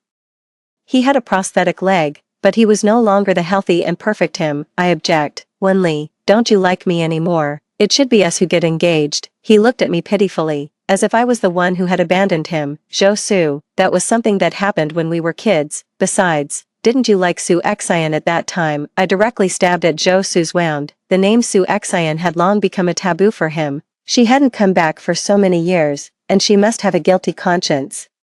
No matter how much Zhou Su brainwashed himself, this was an unchangeable fact. Back then, you lost a leg for that Su Xian. In the future, when Lazy sees your leg, she'll think that you lost a leg for another woman. How can you live like this? Zhou Su's mother said. Zhou Su's mother had been lying in bed for 2 years, and Father Zhou couldn't stand it anymore, so he sued for divorce. Now she had nothing to do with the Zhou family. However, Zhou Su still had money, so Zhou's mother's life wasn't too difficult. But what I wanted was for the entire Zhou family to have bad luck. 12. I got married to Zhou Yi soon. After getting married, I went to the Zhou family's company to work, and Zhou Yi gradually took over the Zhou family. On the surface, Zhou Yi was the chairman of the Zhou family's company, but the person making decisions behind the scenes was actually me. After getting married to Zhou Yi, I gradually learned some of the truth about what had happened back then. When Zhou Yi was drunk, he called his cronies and mentioned Su Xian's name. Boss, that bitch Su Xian actually ran away. What should we do now? Find a way to prevent her from coming back. This woman has a tough life. She even managed to escape from northern Myanmar, but it doesn't matter. We have her videos, so she doesn't dare to act rashly. I was lying in bed when Zhou Yi opened the door to check if I was asleep. I quickly closed my eyes. Things were as I had expected. It was Zhou Yi who had planned this case. As for the reason why Zhou Yi didn't show up in my previous life, I could also guess. They accidentally killed Su Xian, and then Zhou Yi ran away. In my previous life, Zhou Su had nothing happen to him, so Father Zhou naturally wouldn't offend his excellent son for a Zhou Yi who had committed a crime. In this life, Zhou Su was no longer excellent and was even disabled, so Father Zhou naturally wouldn't give up his son Zhou Yi. I quickly sent people to inquire about Su Xian's news at the border and also sent people to keep an eye on Beiqing. Su Xian was now at the end of her rope. She had no one to rely on, and the only person she could turn to was Zhou Yi. Sure enough, soon my people sent me Su Xian's photos. She was terrifyingly thin, and there were blue and purple wounds all over her body. Only her face was still somewhat presentable, but she looked much older than her peers. Su Xian soon found Zhou Yi and asked him for a large sum of money. Zhou Yi told her to leave Beiqing. Naturally, Su Xian refused, and she secretly stayed in Beiqing, and she kept asking about Zhou Su. I sent people to give Su Xian some news that Zhou Su still loved her, saying that Zhou Su had been feeling sad for Su Xian all these years. Sure enough, Su Xian was very excited. I was also very excited when she got in touch with Zhou Su. The good show was about to begin. 13. The Zhou family's company was soon investigated by the relevant authorities because of management problems. The news that Zhou Yi had broken the law because of his personal problems was also reported. Zhou Yi was taken to the police station for investigation. Of course, I had someone do all this. Su Xian got in touch with Zhou Su when Zhou Yi was taken to the detention center, and she was also arrested that night. With red eyes, Zhou Su angrily lashed out at Su Xian. Why did you run away? I just thought it was ridiculous. As long as Su Xian didn't run away, Zhou Su could make excuses for his leg injury, saying that it was for great love and freedom. Su Xian's escape made him a complete joke. Zhou Su had been investigating the person who had hurt him, because he was in so much pain. He had to find the culprit before he could pull himself together, worried about being implicated. Su Xian immediately told all of Zhou Yi and the others' evil deeds. When Zhou Yi was in the detention center, all of his crimes were made public. The Zhou family was completely in chaos. It turned out that Su Xian was someone that Zhou Yi had specially arranged to be by Zhou Su's side. Since childhood, Zhou Su had excellent grades and the company of his parents, but Joey had been dependent on his mother, and they didn't even have the money to study. His heart had long been unbalanced. He had been fooling around outside since junior high school and had been keeping an eye on Zhou Su. He watched as Zhou Su was picked up and dropped off by a driver every day, and as Zhou Su became an excellent student in everyone's eyes, he was so jealous that he wanted to destroy him. Once this thought appeared, he couldn't control it. First, he wanted to ruin Zhou Su's good grades, so he found someone to tempt Zhou Su into having a puppy love. He observed him for a long time. He found that Zhou Su didn't like girls with good grades, didn't like cute girls, and didn't like lively girls either. Dull and pretty girls didn't attract him either. Finally, he found that no delinquent student had ever confessed to him. At that time, he thought there was a chance. He had been hanging out outside and knew all kinds of girls from the underworld. Su Xian was the most vain, had the best acting skills, and was the prettiest among the people he knew.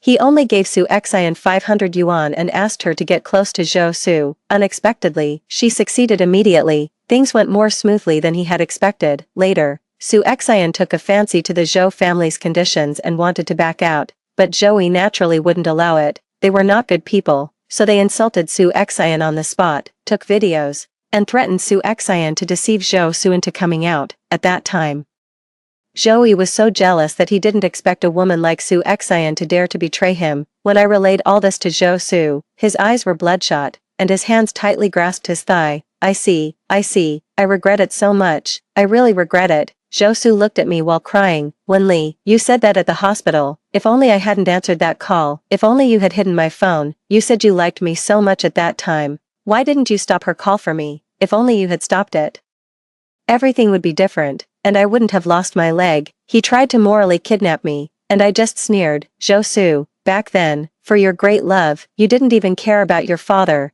Isn't Su Xian the person you love the most? Didn't you bring all this on yourself? Why are you regretting it now? 14. I ignored him and turned to go to the detention center. Joey looked dejected, and he seemed to feel sorry for me. I didn't say anything to blame him.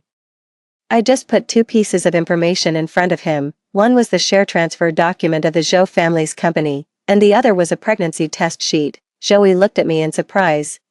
Are you pregnant? He was surprised that I could get pregnant because we had been married for 3 years, and I hadn't been able to conceive, so he had already found someone outside to have a child. He didn't bring the child back because it was a girl. Yes, I'm pregnant. But now the company is in turmoil, and there are some problems with the new project. The company is facing a large debt and is on the verge of bankruptcy. I can't hold on anymore. I'm thinking of selling the company's shares to pay off the debt. When you get out, come to my family's company, kick me out of the board of directors, sell the shares and use the money to start a new business. Let's get a fake divorce when you get out. Joey didn't want to accept that the Zhou family's company was going bankrupt. Over the years, he had become conceited and confidently thought that his decisions were right. Okay, the child and I will wait for you to get out. With tears in my eyes, I played the role of a wife deeply in love. After leaving the detention center, I immediately contacted a lawyer to deal with the divorce and the shares. Zhou Su didn't agree with me selling the shares. Wenli, don't sell them, trust me.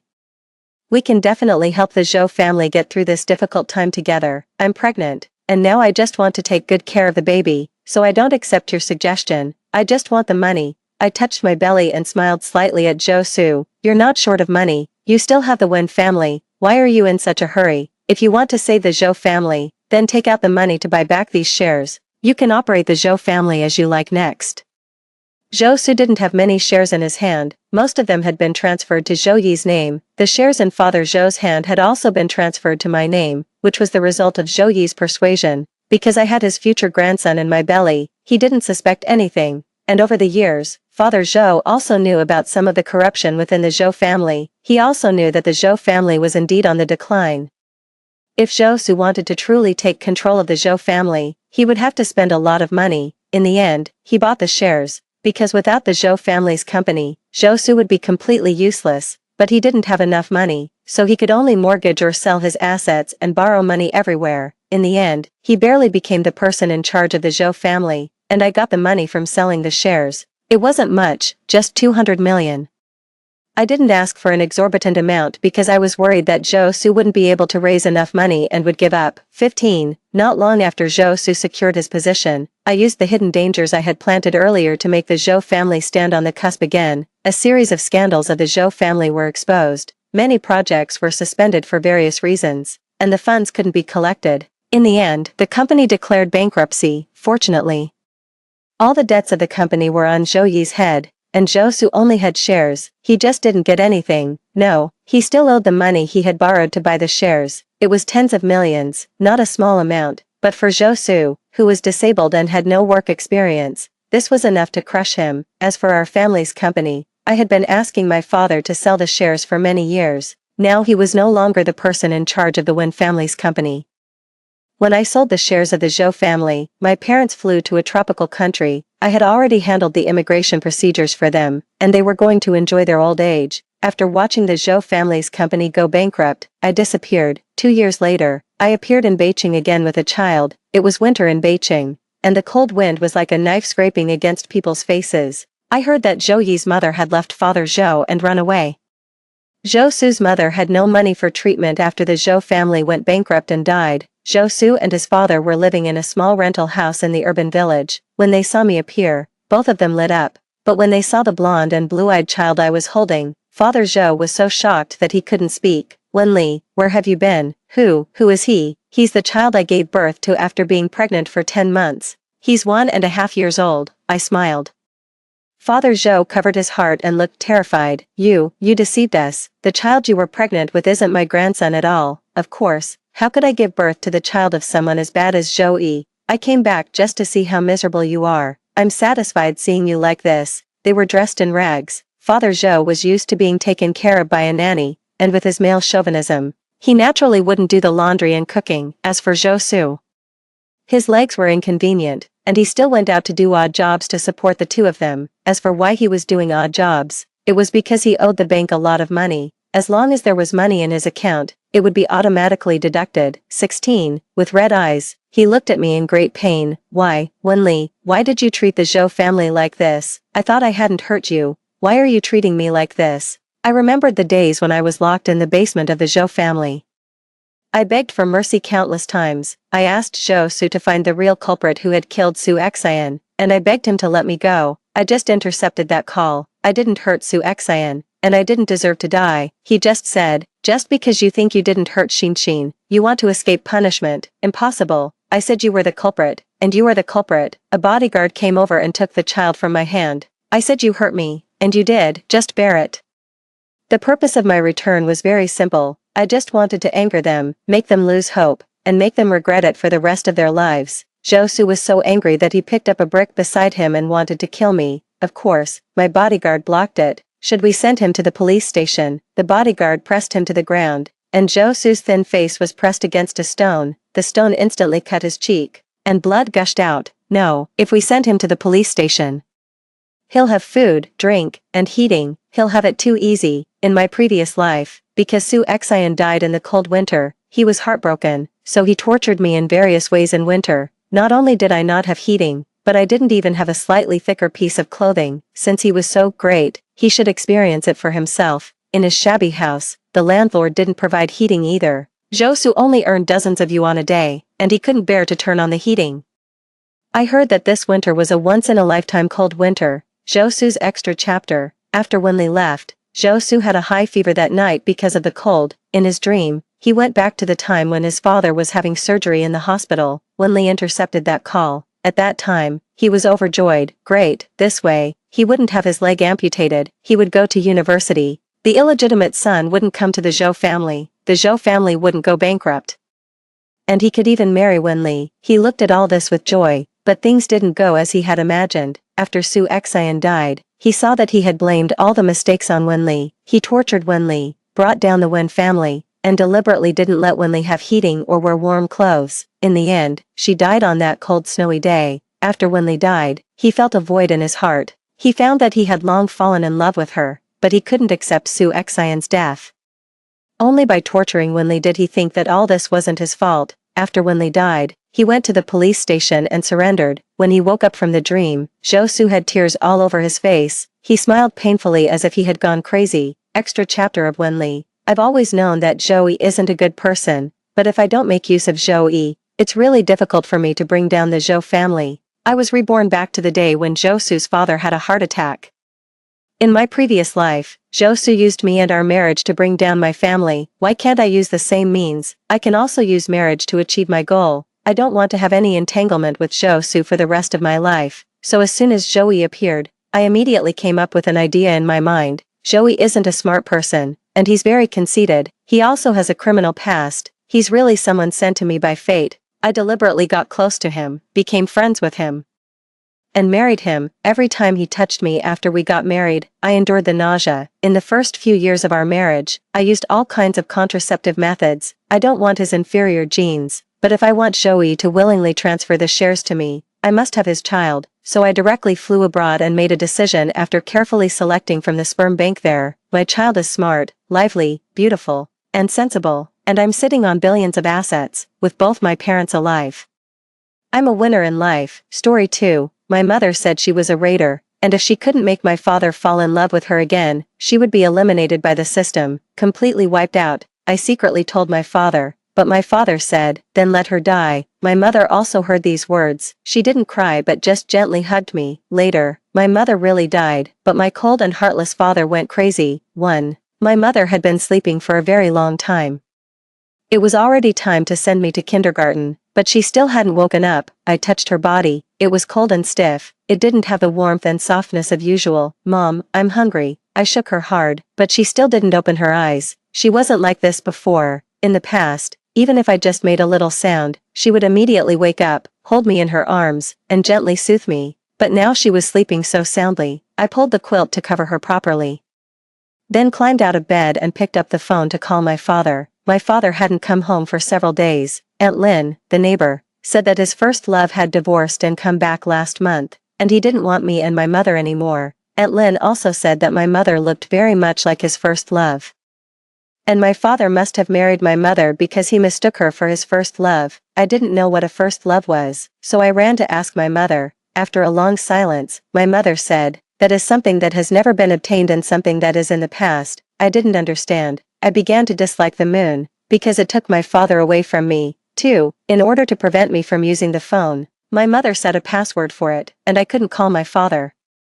I held the phone in front of my mother's face, but the phone didn't open automatically as it usually did. I said to the phone, Siri, I won't secretly watch cartoons anymore. Please open up quickly. I want to call my father. But Siri ignored me. I knocked on Aunt Lynn's door, but no one was at home, so I climbed back into bed and lay beside my mother, looking at her. My mother was very beautiful. And she was beautiful even when she was sleeping, more beautiful than the fairies on TV. In the past, my father often looked at my mother when she was sleeping, and then he would carry my mother from beside me to their room. He bit my mother like a puppy. My mother was most afraid of dogs, but she didn't push my father away. The next morning, my mother would always get up late and be in a hurry to make breakfast for me and my father. Adults always say that children don't remember things, but I remember everything. I remember that no matter how flustered my mother was at that time, there was always a smile in her eyes, but my father didn't smile. He would just sit there and look at his phone, and after finishing breakfast, he would go to the company and drop me off at kindergarten. By the way, the teachers in the kindergarten liked it when my father sent me there. I heard them say that my father was the most handsome among all the fathers, tall, handsome, and rich, just like a star.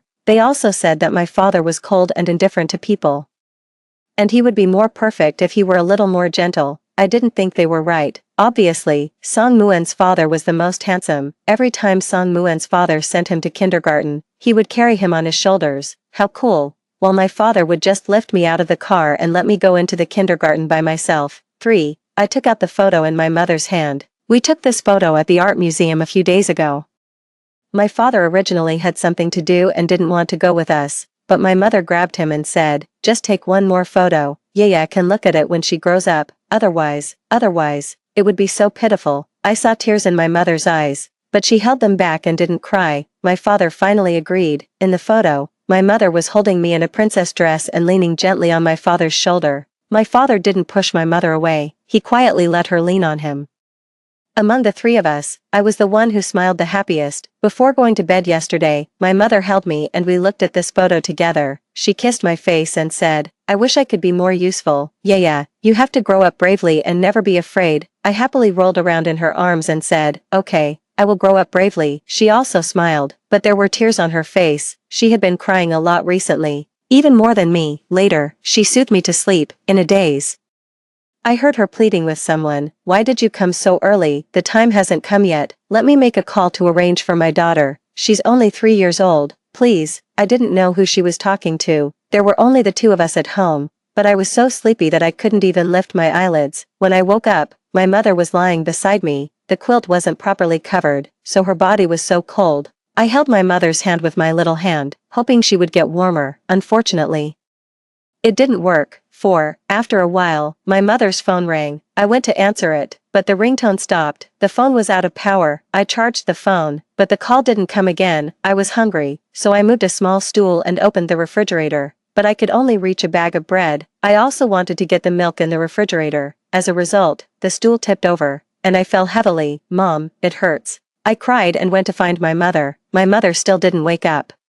She was clearly the most afraid of me falling or getting hurt. I cried until I was tired and then fell asleep beside my mother. Then in my dream, I heard my father's voice. No, it wasn't a dream. My father had really come back. I opened my eyes and indeed heard the sound of entering a password. The door was opened, but my father didn't come in. Only his voice came. Yaya's kindergarten called and said she didn't go to school. I came back to check. "Don't worry.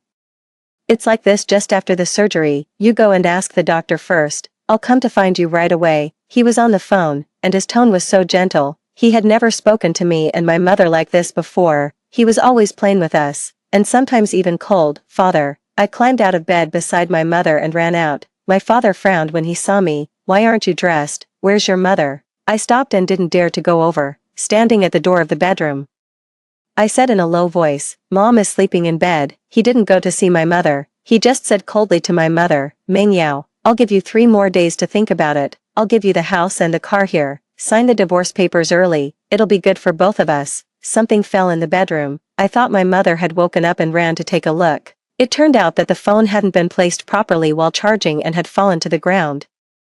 I went out again to call my father, but he had already taken the elevator and left. I stood on tiptoe and wanted to press the elevator button to go down and find him, to tell him that I couldn't wake my mother up no matter what. But my mother said that children should absolutely never take the elevator alone. Once I was being naughty and took the elevator to the underground garage. My mother searched for me for a long time and even cried in a hurry. I went back and lay down beside my mother again.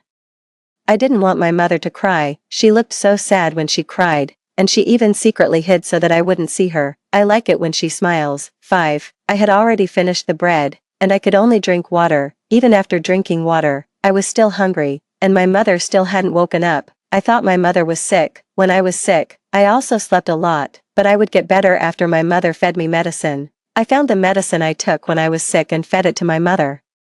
My mother didn't open her mouth, and it was very difficult for me to stuff the medicine in. I was sleepy again and fell asleep next to my mother. When I woke up, kindergarten was already over. I squatted on the balcony and looked down. Song Muen was being carried on his father's shoulders, and his father's other hand was holding his chubby mother. Song Muen said that his mother wasn't fat but pregnant, and he would soon have a little brother or sister. I also wanted to have a little brother or sister so that we could play with toys together and go to kindergarten together. When Aunt Lin came to visit, she also said to my mother, "Yaya is 3 years old. You and Xiao Jiang can have another child. He's the only son in the Jiang family, and with his good conditions, he's easily coveted. It's more secure for you to have another child." My mother said, "A relationship tied down by a child isn't reliable, and he's very busy with the company recently." Aunt Lin laughed and said, "What busy? Last month, I even saw the two of you in the car in the underground garage." "Sister." My mother blushed at once and covered my ears. "Yaya is here." Aunt Lin said, "It's okay, children don't understand." I really didn't understand. After Aunt Lin left, I kept asking my mother what she and my father were doing in the car and if they were secretly eating something delicious without me. But my mother asked me, "Yaya, do you want a little brother or sister?" I nodded vigorously. "Yes, Mom, have one quickly. I want it tomorrow." My mother touched my face. "Well, it's good. With a little brother or sister, Yaya won't be alone." My mother told me that she was an orphan since she was a child and was very afraid of being alone. She also told me that she had a serious illness in her own world and didn't have much time left. A fairy called the system sent her here. As long as she could make my father fall in love with her, she could stay here healthily and accompany me and my father forever. "Then does Dad like you?" I asked her. My mother didn't answer me. It seemed that she didn't know either. 6. That night, My mother cooked delicious food and then soothed me to sleep before my father came back.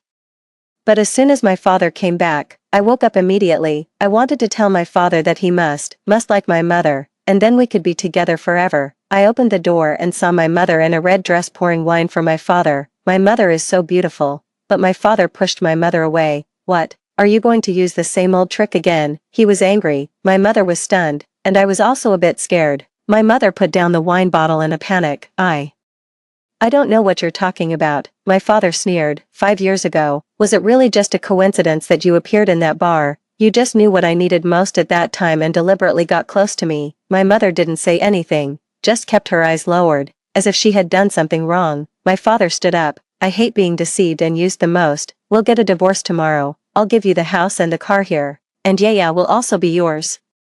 I'll give you another sum of money, enough for you to live comfortably for the rest of your lives. I knew what a divorce was. Sumohan in our class, her parents got divorced. She lives with her father, and she said it's very difficult to see her mother no matter how much she misses her. My mother's tears fell one after another, like falling pearls. My father didn't comfort her. Why are you crying? Didn't you scheme to marry me just for these things? My mother shook her head. No, I don't want these things. Even if you didn't have all this, I still like being with you. My father didn't believe her, and he left. He left my mother standing there alone for a long, long time. She said to herself, "You've forgotten. At that time, you held me and told me not to leave. You said you liked me very much. That was the first time I was liked by someone." 7. Mom, I also like you very much, I said to my mother.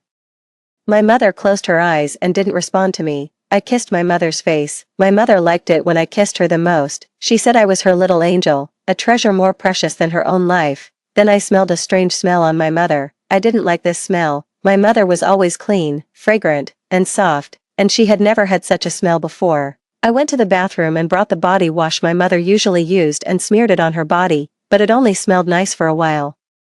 And then the strange smell came back. Mom, wake up. I couldn't help crying. The more I cried, the sadder I became. It thundered and rained outside. I was most afraid of thunder and hid under the quilt, too scared to come out. But my mother said that I should grow up bravely and not be afraid. I climbed out of the quilt again and wanted to call my father again, to tell him that my mother still didn't wake up even after taking the medicine and that she was very, very sick. But the phone screen was black, and I couldn't find the place to make a call. I was charging the phone, so why was it still black? I thought my father would call. He must have heard the thunder too. In the past, when it thundered, he would come to my room and stay with me and my mother. He said I was too timid, like a little mouse. I said angrily to him, "I'm not a little mouse, I'm not." "Then what are you?" he asked me. I put my hands on my hips and told him confidently, "I'm your little baby." He smiled then, and my mother smiled too. I admit that he was more handsome than Son Muen's father at that time, but he didn't smile often, so he wasn't handsome for a long time. I waited and waited, even after the thunder stopped and the rain stopped. I still didn't wait for my father's call. 8. As soon as I woke up the next day, I fed my mother medicine again. Someone rang the doorbell. Finally, someone was here. Was it my father coming back? It shouldn't be.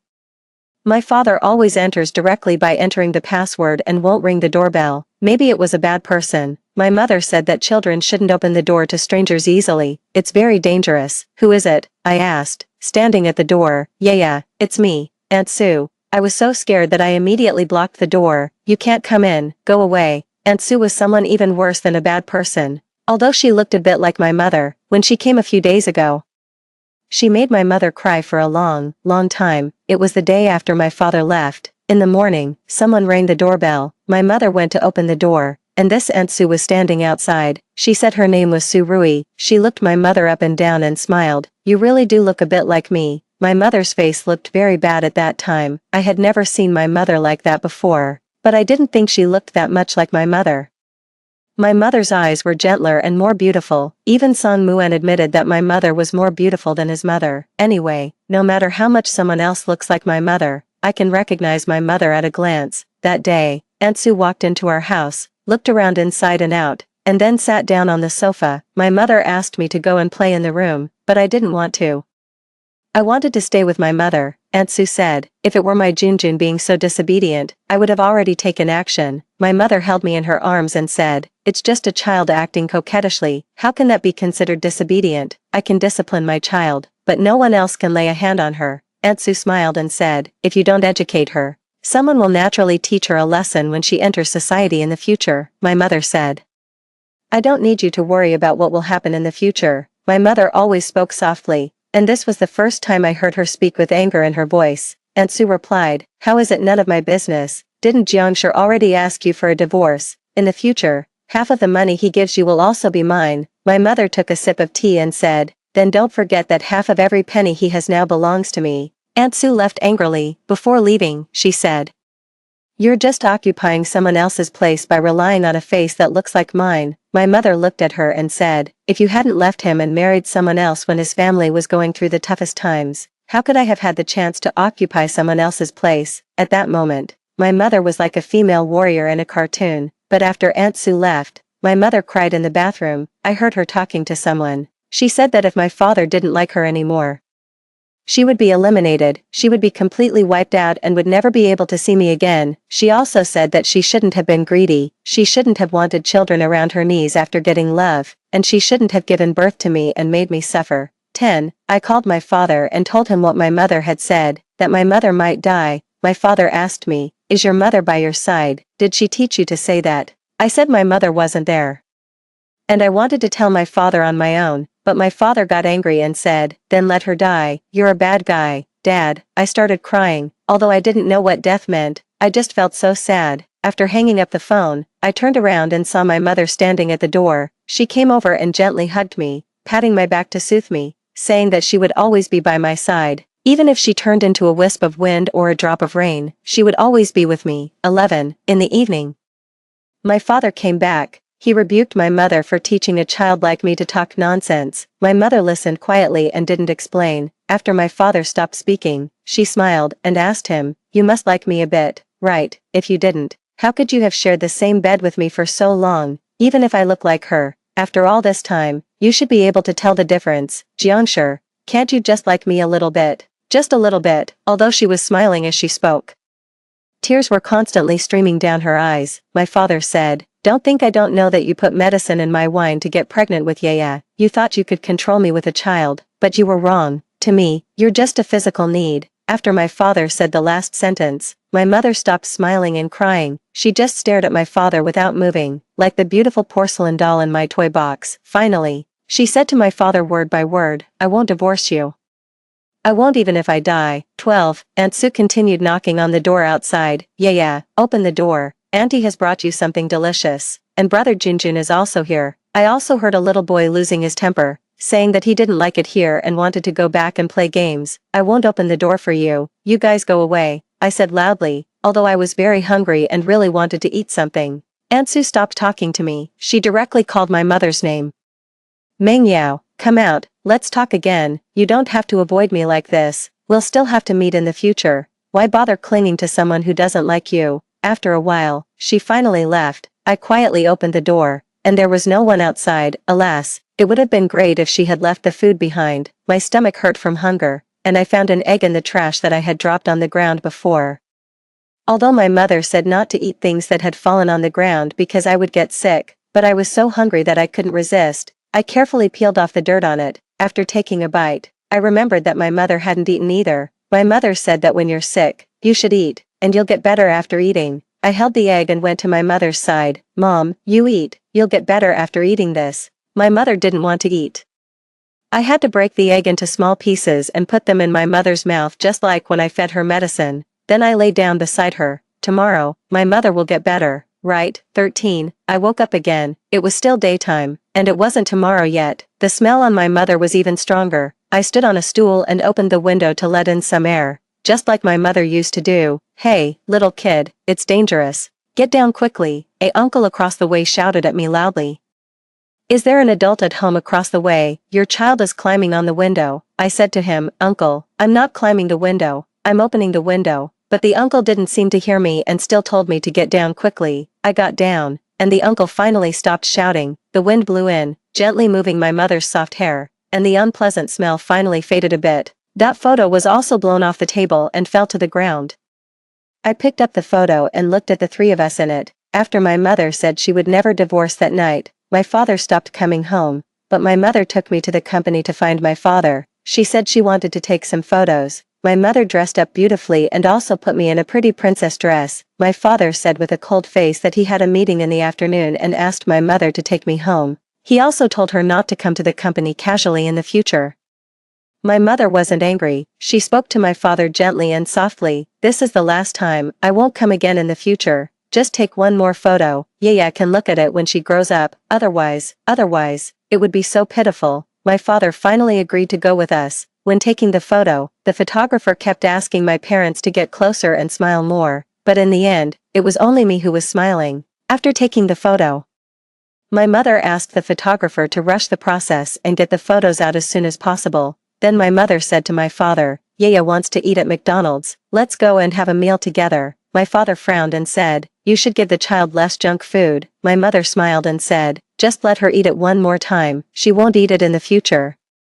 Then she took my father's hand and said, really, I'm not lying to you. I also kissed my father on the face and said, Dad, I want to eat. My father reluctantly went with us. My mother ordered a lot of delicious food. She even let me eat ice cream, which she usually didn't allow me to have. I was really overjoyed. There were a lot of children in McDonald's, and they all had their parents with them. But I thought I was the happiest one among them. I had cream all over my mouth.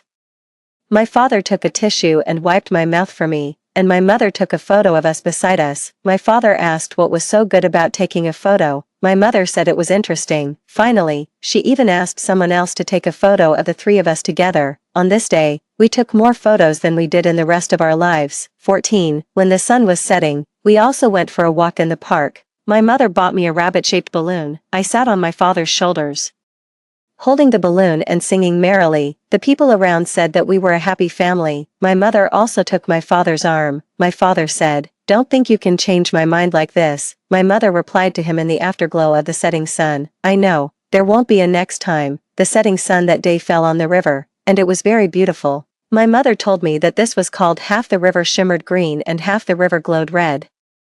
And it was the most beautiful scenery in the world. If I had known that it was the last time I watched the scenery with my parents, I definitely wouldn't have dozed off at that time. I would have looked at it carefully and remembered it well in my heart. But in the end, my happiness, together with the setting sun, sank into that half the river shimmered green. 15. After my father dropped us off, he was about to go back to the company. My mother said to my father, today is the happiest day of my life. Then she stood on tiptoe and kissed my father. Jiangshi, thank you. My father looked down at her with his long eyelashes quivering slightly. His lips moved as if he wanted to say something to my mother. My mother also looked at him, waiting for him to speak. Finally, it was my mother who spoke first. However, I still won't divorce you. I won't even if I die. She said it with a smile. And then she closed the door on my father. My father was angry outside the door, and she was inside, crying while smiling. This was the last time they were angry with each other. The last time they saw each other. 16. I put the photo back into my mother's hand and babbled on. Mom, the more I look at it, the more I think we're all good looking. Mom, let's go and take photos again on my next birthday. If we go every year, can I watch myself grow up little by little? I thought so, and I could also watch my mother grow up too. The wind was a bit strong, so I pulled the quilt to cover my mother properly. Her hair was also messed up by the wind. I found her favorite pearl hairpin and pinned her hair up. Okay, now my mother is a beautiful mom again. Someone knocked on the door. Is anyone home? We're from the property management. It turned out that the uncles and aunts from the property management were here. I went to open the door, and the uncle who had told me not to climb the window just now was also among them. When the uncle saw me, he immediately said, it was this child who was climbing the window just now. Fortunately, nothing happened. The property management aunt smiled at me and said, little friend, where are your parents? I replied, my father is at the company, and my mother is sick and sleeping. Can we come in and take a look? I nodded and said, yes. I led the aunt into the bedroom. The aunt walked up to my mother and wanted to talk to her, but the next second, she suddenly screamed and stepped back. The uncles also rushed in. They gathered around my mother and looked at her. Someone started making a phone call. Soon, the police came, and the doctor came too. My father finally came back as well. 17. My mother died. I found out when I heard the uncles and aunts talking. I didn't know what died meant. I asked the uncles and aunts, but they just shook their heads, and some of them even cried. I went to ask my father. My father stood beside my mother, looking at her without moving. The police said to my father, the time of death was around 10 o'clock the night before yesterday. Homicide has been preliminarily ruled out for now. The specific cause of death will have to wait for the forensic examination, my father said. She was still fine when I came back yesterday morning, I told my father. Dad, Mom was already sick when you came back yesterday. I called her for a long time. But she didn't wake up. Everyone looked at me. And my father also looked at me. What did you say? When you came back yesterday, I wanted to tell you that Mom was sick, but you left, and I couldn't catch up with you. I fed Mom some medicine, but she kept sleeping. Dad, when will Mom wake up? My father didn't answer me. His body swayed, and he bent down to look at my mother. You've always been fine. You never got sick. You're sick now. Let's go see a doctor. Suddenly, he picked up my mother and walked outside. 18, in the past. When he carried my mother would always put her arms around his neck and look at him tenderly, but now, my mother's hands were hanging down, her eyes were closed, and there was no longer that tenderness. The uncles tried to stop my father and asked him to put my mother down. Mr. Jiang, the dead cannot be brought back to life. Please accept your loss. You still have a daughter. Don't scare her. My father didn't say anything. He was so strong that the uncles couldn't hold him back. I started crying, and the uncles asked the aunt to take me away first. There were a lot of people standing downstairs. I heard them saying, the child's mother was such a nice person. How could she suddenly? Maybe it was a cerebral infarction or a heart attack. These diseases are getting younger nowadays. I heard that her mother passed away the night before yesterday, and this child has been staying with the corpse. When the property management went in, the child was so hungry that she was eating garbage. My goodness, it's so pitiful. I feel so sad hearing this. I didn't think it was pitiful because I had been with my mother all the time. Later, the uncles came downstairs, but my father wasn't with them. The uncles were pushing a cart, and there was a white quilt covering it. Although I couldn't see the person under the quilt, I knew that my mother was lying inside. When we used to play hide and seek, my mother would lie under the quilt, and I could recognize her at a glance. At that time, she said to me, Mom has hidden well. Yeah, come and find Mom. I let go of the hands covering my eyes and ran into the room. I searched, and finally found my mother under the quilt. My mother would immediately pull me into her arms. We would hide under the quilt together and whisper to each other. This time, I was also waiting for my mother to pull me into her arms, but when my mother passed by me, she was still asleep and didn't come to hug me. The aunt covered my eyes and said with a choke in her voice, Yeah, be good, don't look. I said to the aunt, Auntie, I can cover my eyes myself. When I count to 10, I'll put my hands down. The aunt said, Okay. Then count to 10, 1, 2, 3, 4, 10.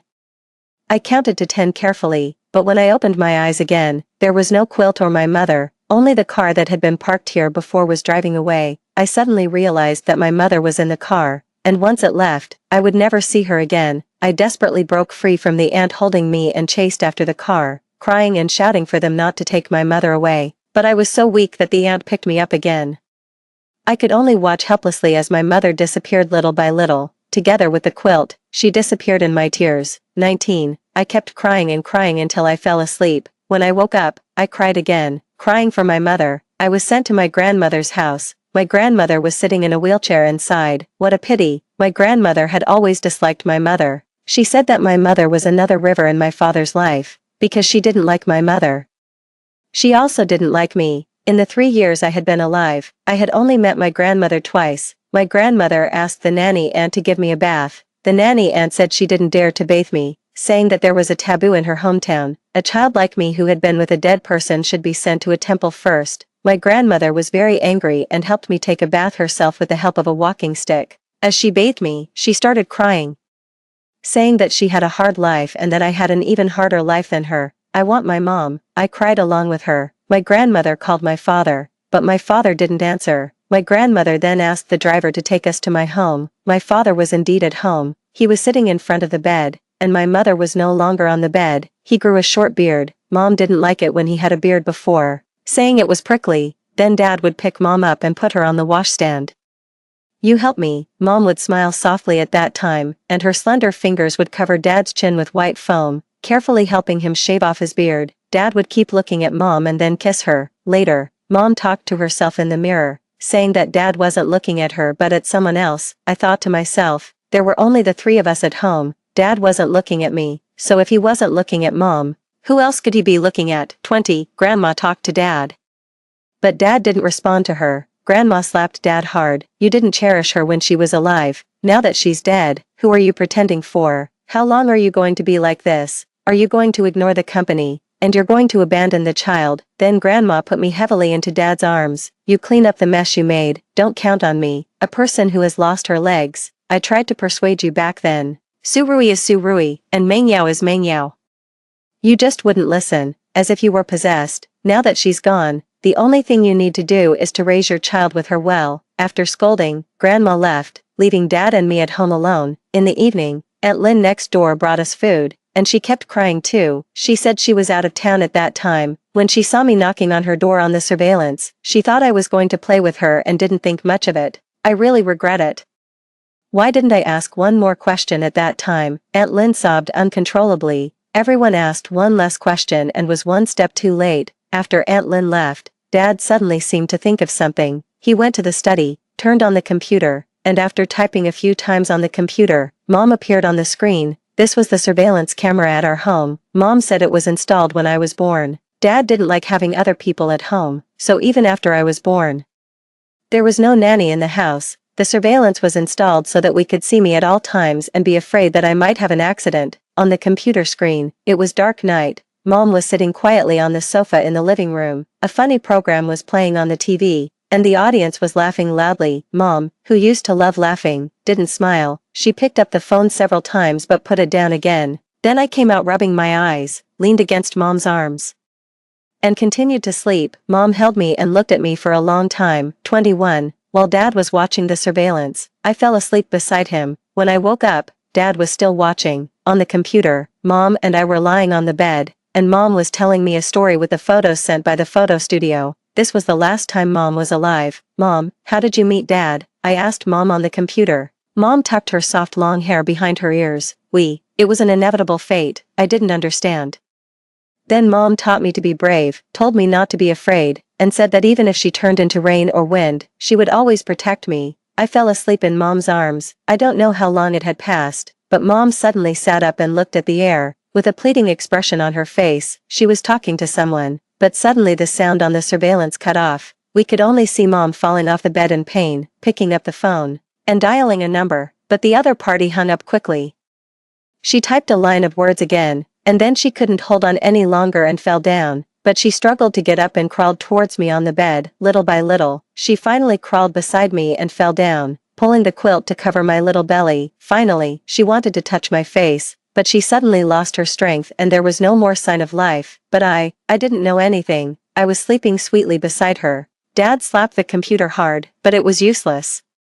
After thinking about it, I still told him, I know what Mom said. I heard it. Dad immediately asked me, what did Mom say? Mom said, why did you come when the time hasn't come yet? My daughter is only 3 years old. Let me make a phone call to arrange for her. And she also said, I couldn't remember clearly. I was too sleepy at that time. Dad held my face in his hands and looked into my eyes. Yeah, think carefully.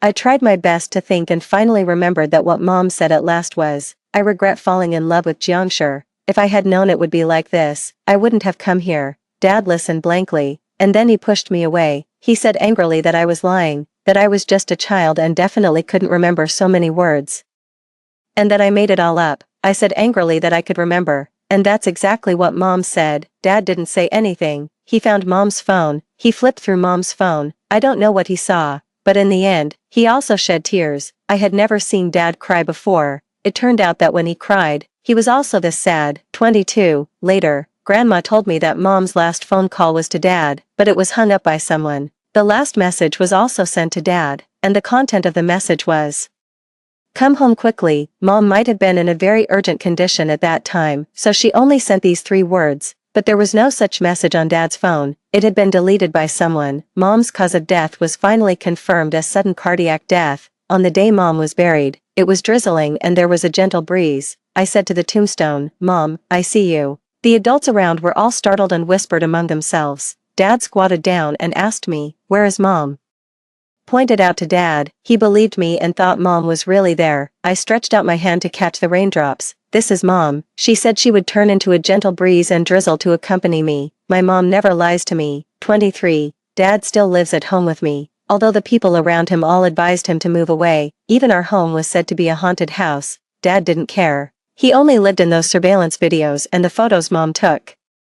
It used to be Mom who often looked at these, and now it's him. It used to be Mom who sat in the living room all night, and now it's him. After having breakfast, he would say, "Meng Yao, where's my tie?" No one responded to him. He stared blankly at the bedroom where he and Mom used to live, and finally went in himself to find the tie, and then sent me to kindergarten. But not long after the class started, Grandma asked the driver to pick me up, saying that Dad had a car accident on his way to work and it was very serious. When we rushed to the hospital, the doctor was rescuing him. Grandma said to the doctor, "Just tell him that if he dies, his daughter will really become a child without parents." Ask him again, "For a 3-year-old child and a disabled old woman like me, how are we supposed to live?" Dad was finally rescued. I stood beside him, and he hugged me tightly in his arms just like Mom used to do. He said, "Don't be afraid. Dad won't leave you." Grandma heaved a sigh of relief, but Grandma also cried secretly. Later, Aunt Sue came, but Grandma didn't let her see Dad. Aunt Sue came to our house and smiled at me, saying, "Yeah, let me be your mom." The nanny Grandma hired by Dad protected me behind her and asked loudly, "Who are you? What do you want to do?" "I'm telling you that abducting a child will be punished by law." Aunt Lynn also came over to stop her when she heard the commotion. "Go away quickly. What are you doing harassing the child here?" Aunt Sue said. "I just think she's pitiful and came to see her. Jiangshi and I will get married sooner or later. When that happens, I'll have to raise this child." Aunt Lynn pushed her out. "Pitiful? I think you're despicable. Don't think we don't know that you came to make Meng Yao angry several times. She died because of you." Aunt Sue smiled and said, "I don't have that ability." Aunt Lynn was so angry that she wanted to hit her, but in the end, Aunt Lynn held back. Aunt Lynn also laughed. "Of course you don't have the ability, otherwise, it's been almost a year since Meng Yao left, and you still haven't managed to make Xiao Jiang marry you. You left Xiao Jiang less than half a year ago, and Meng Yao managed to get pregnant with Xiao Jiang's child at that time. Compared like this, Meng Yao is more capable." Aunt Sue was taken aback and started fighting with Aunt Lynn. The nanny Grandma also went up to help Aunt Lynn. Finally, the security guards came to separate them. When Dad came back, he said coldly to Aunt Sue, "Don't come again in the future. I don't want to see you anymore." Aunt Sue cried and asked him, "Can't we go back to the way we were before?" Dad said, "No. At that time in the hospital, you hung up the phone call Meng Yao made to me when I wasn't there and deleted the message she sent. How can you still expect something else? You once saved me, but you also hurt me. From now on, we're even."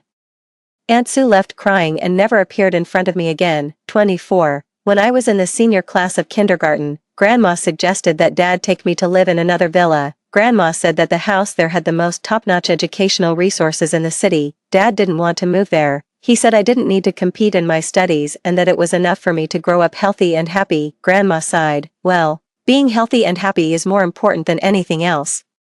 Although Dad was very good to me and spent time with me every day, I still didn't like him. Every day after the nanny Grandma finished her work and left, it was just the two of us at home. I played by myself in my room, and he watched the surveillance videos of Mom when she was alive in the study. No matter how hard he tried, he could only recover the videos from the 3 months before Mom passed away, except for the last few days when they had an argument.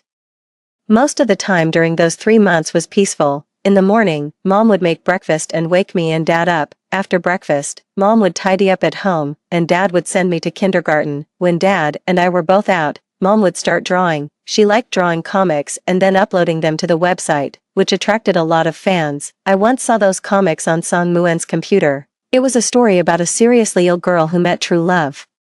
The girl was tricked into a bar by her classmates and almost bullied. The young man beside her stepped in and saved her. The girl fell in love with the young man at first sight, and the young man didn't reject her love. The two of them went through ups and downs together. At the end of the story, the girl recovered from her illness. The young man truly fell in love with her, and they had a daughter. The family of 3 lived a plain and happy life. Song Muen said, "It's so boring.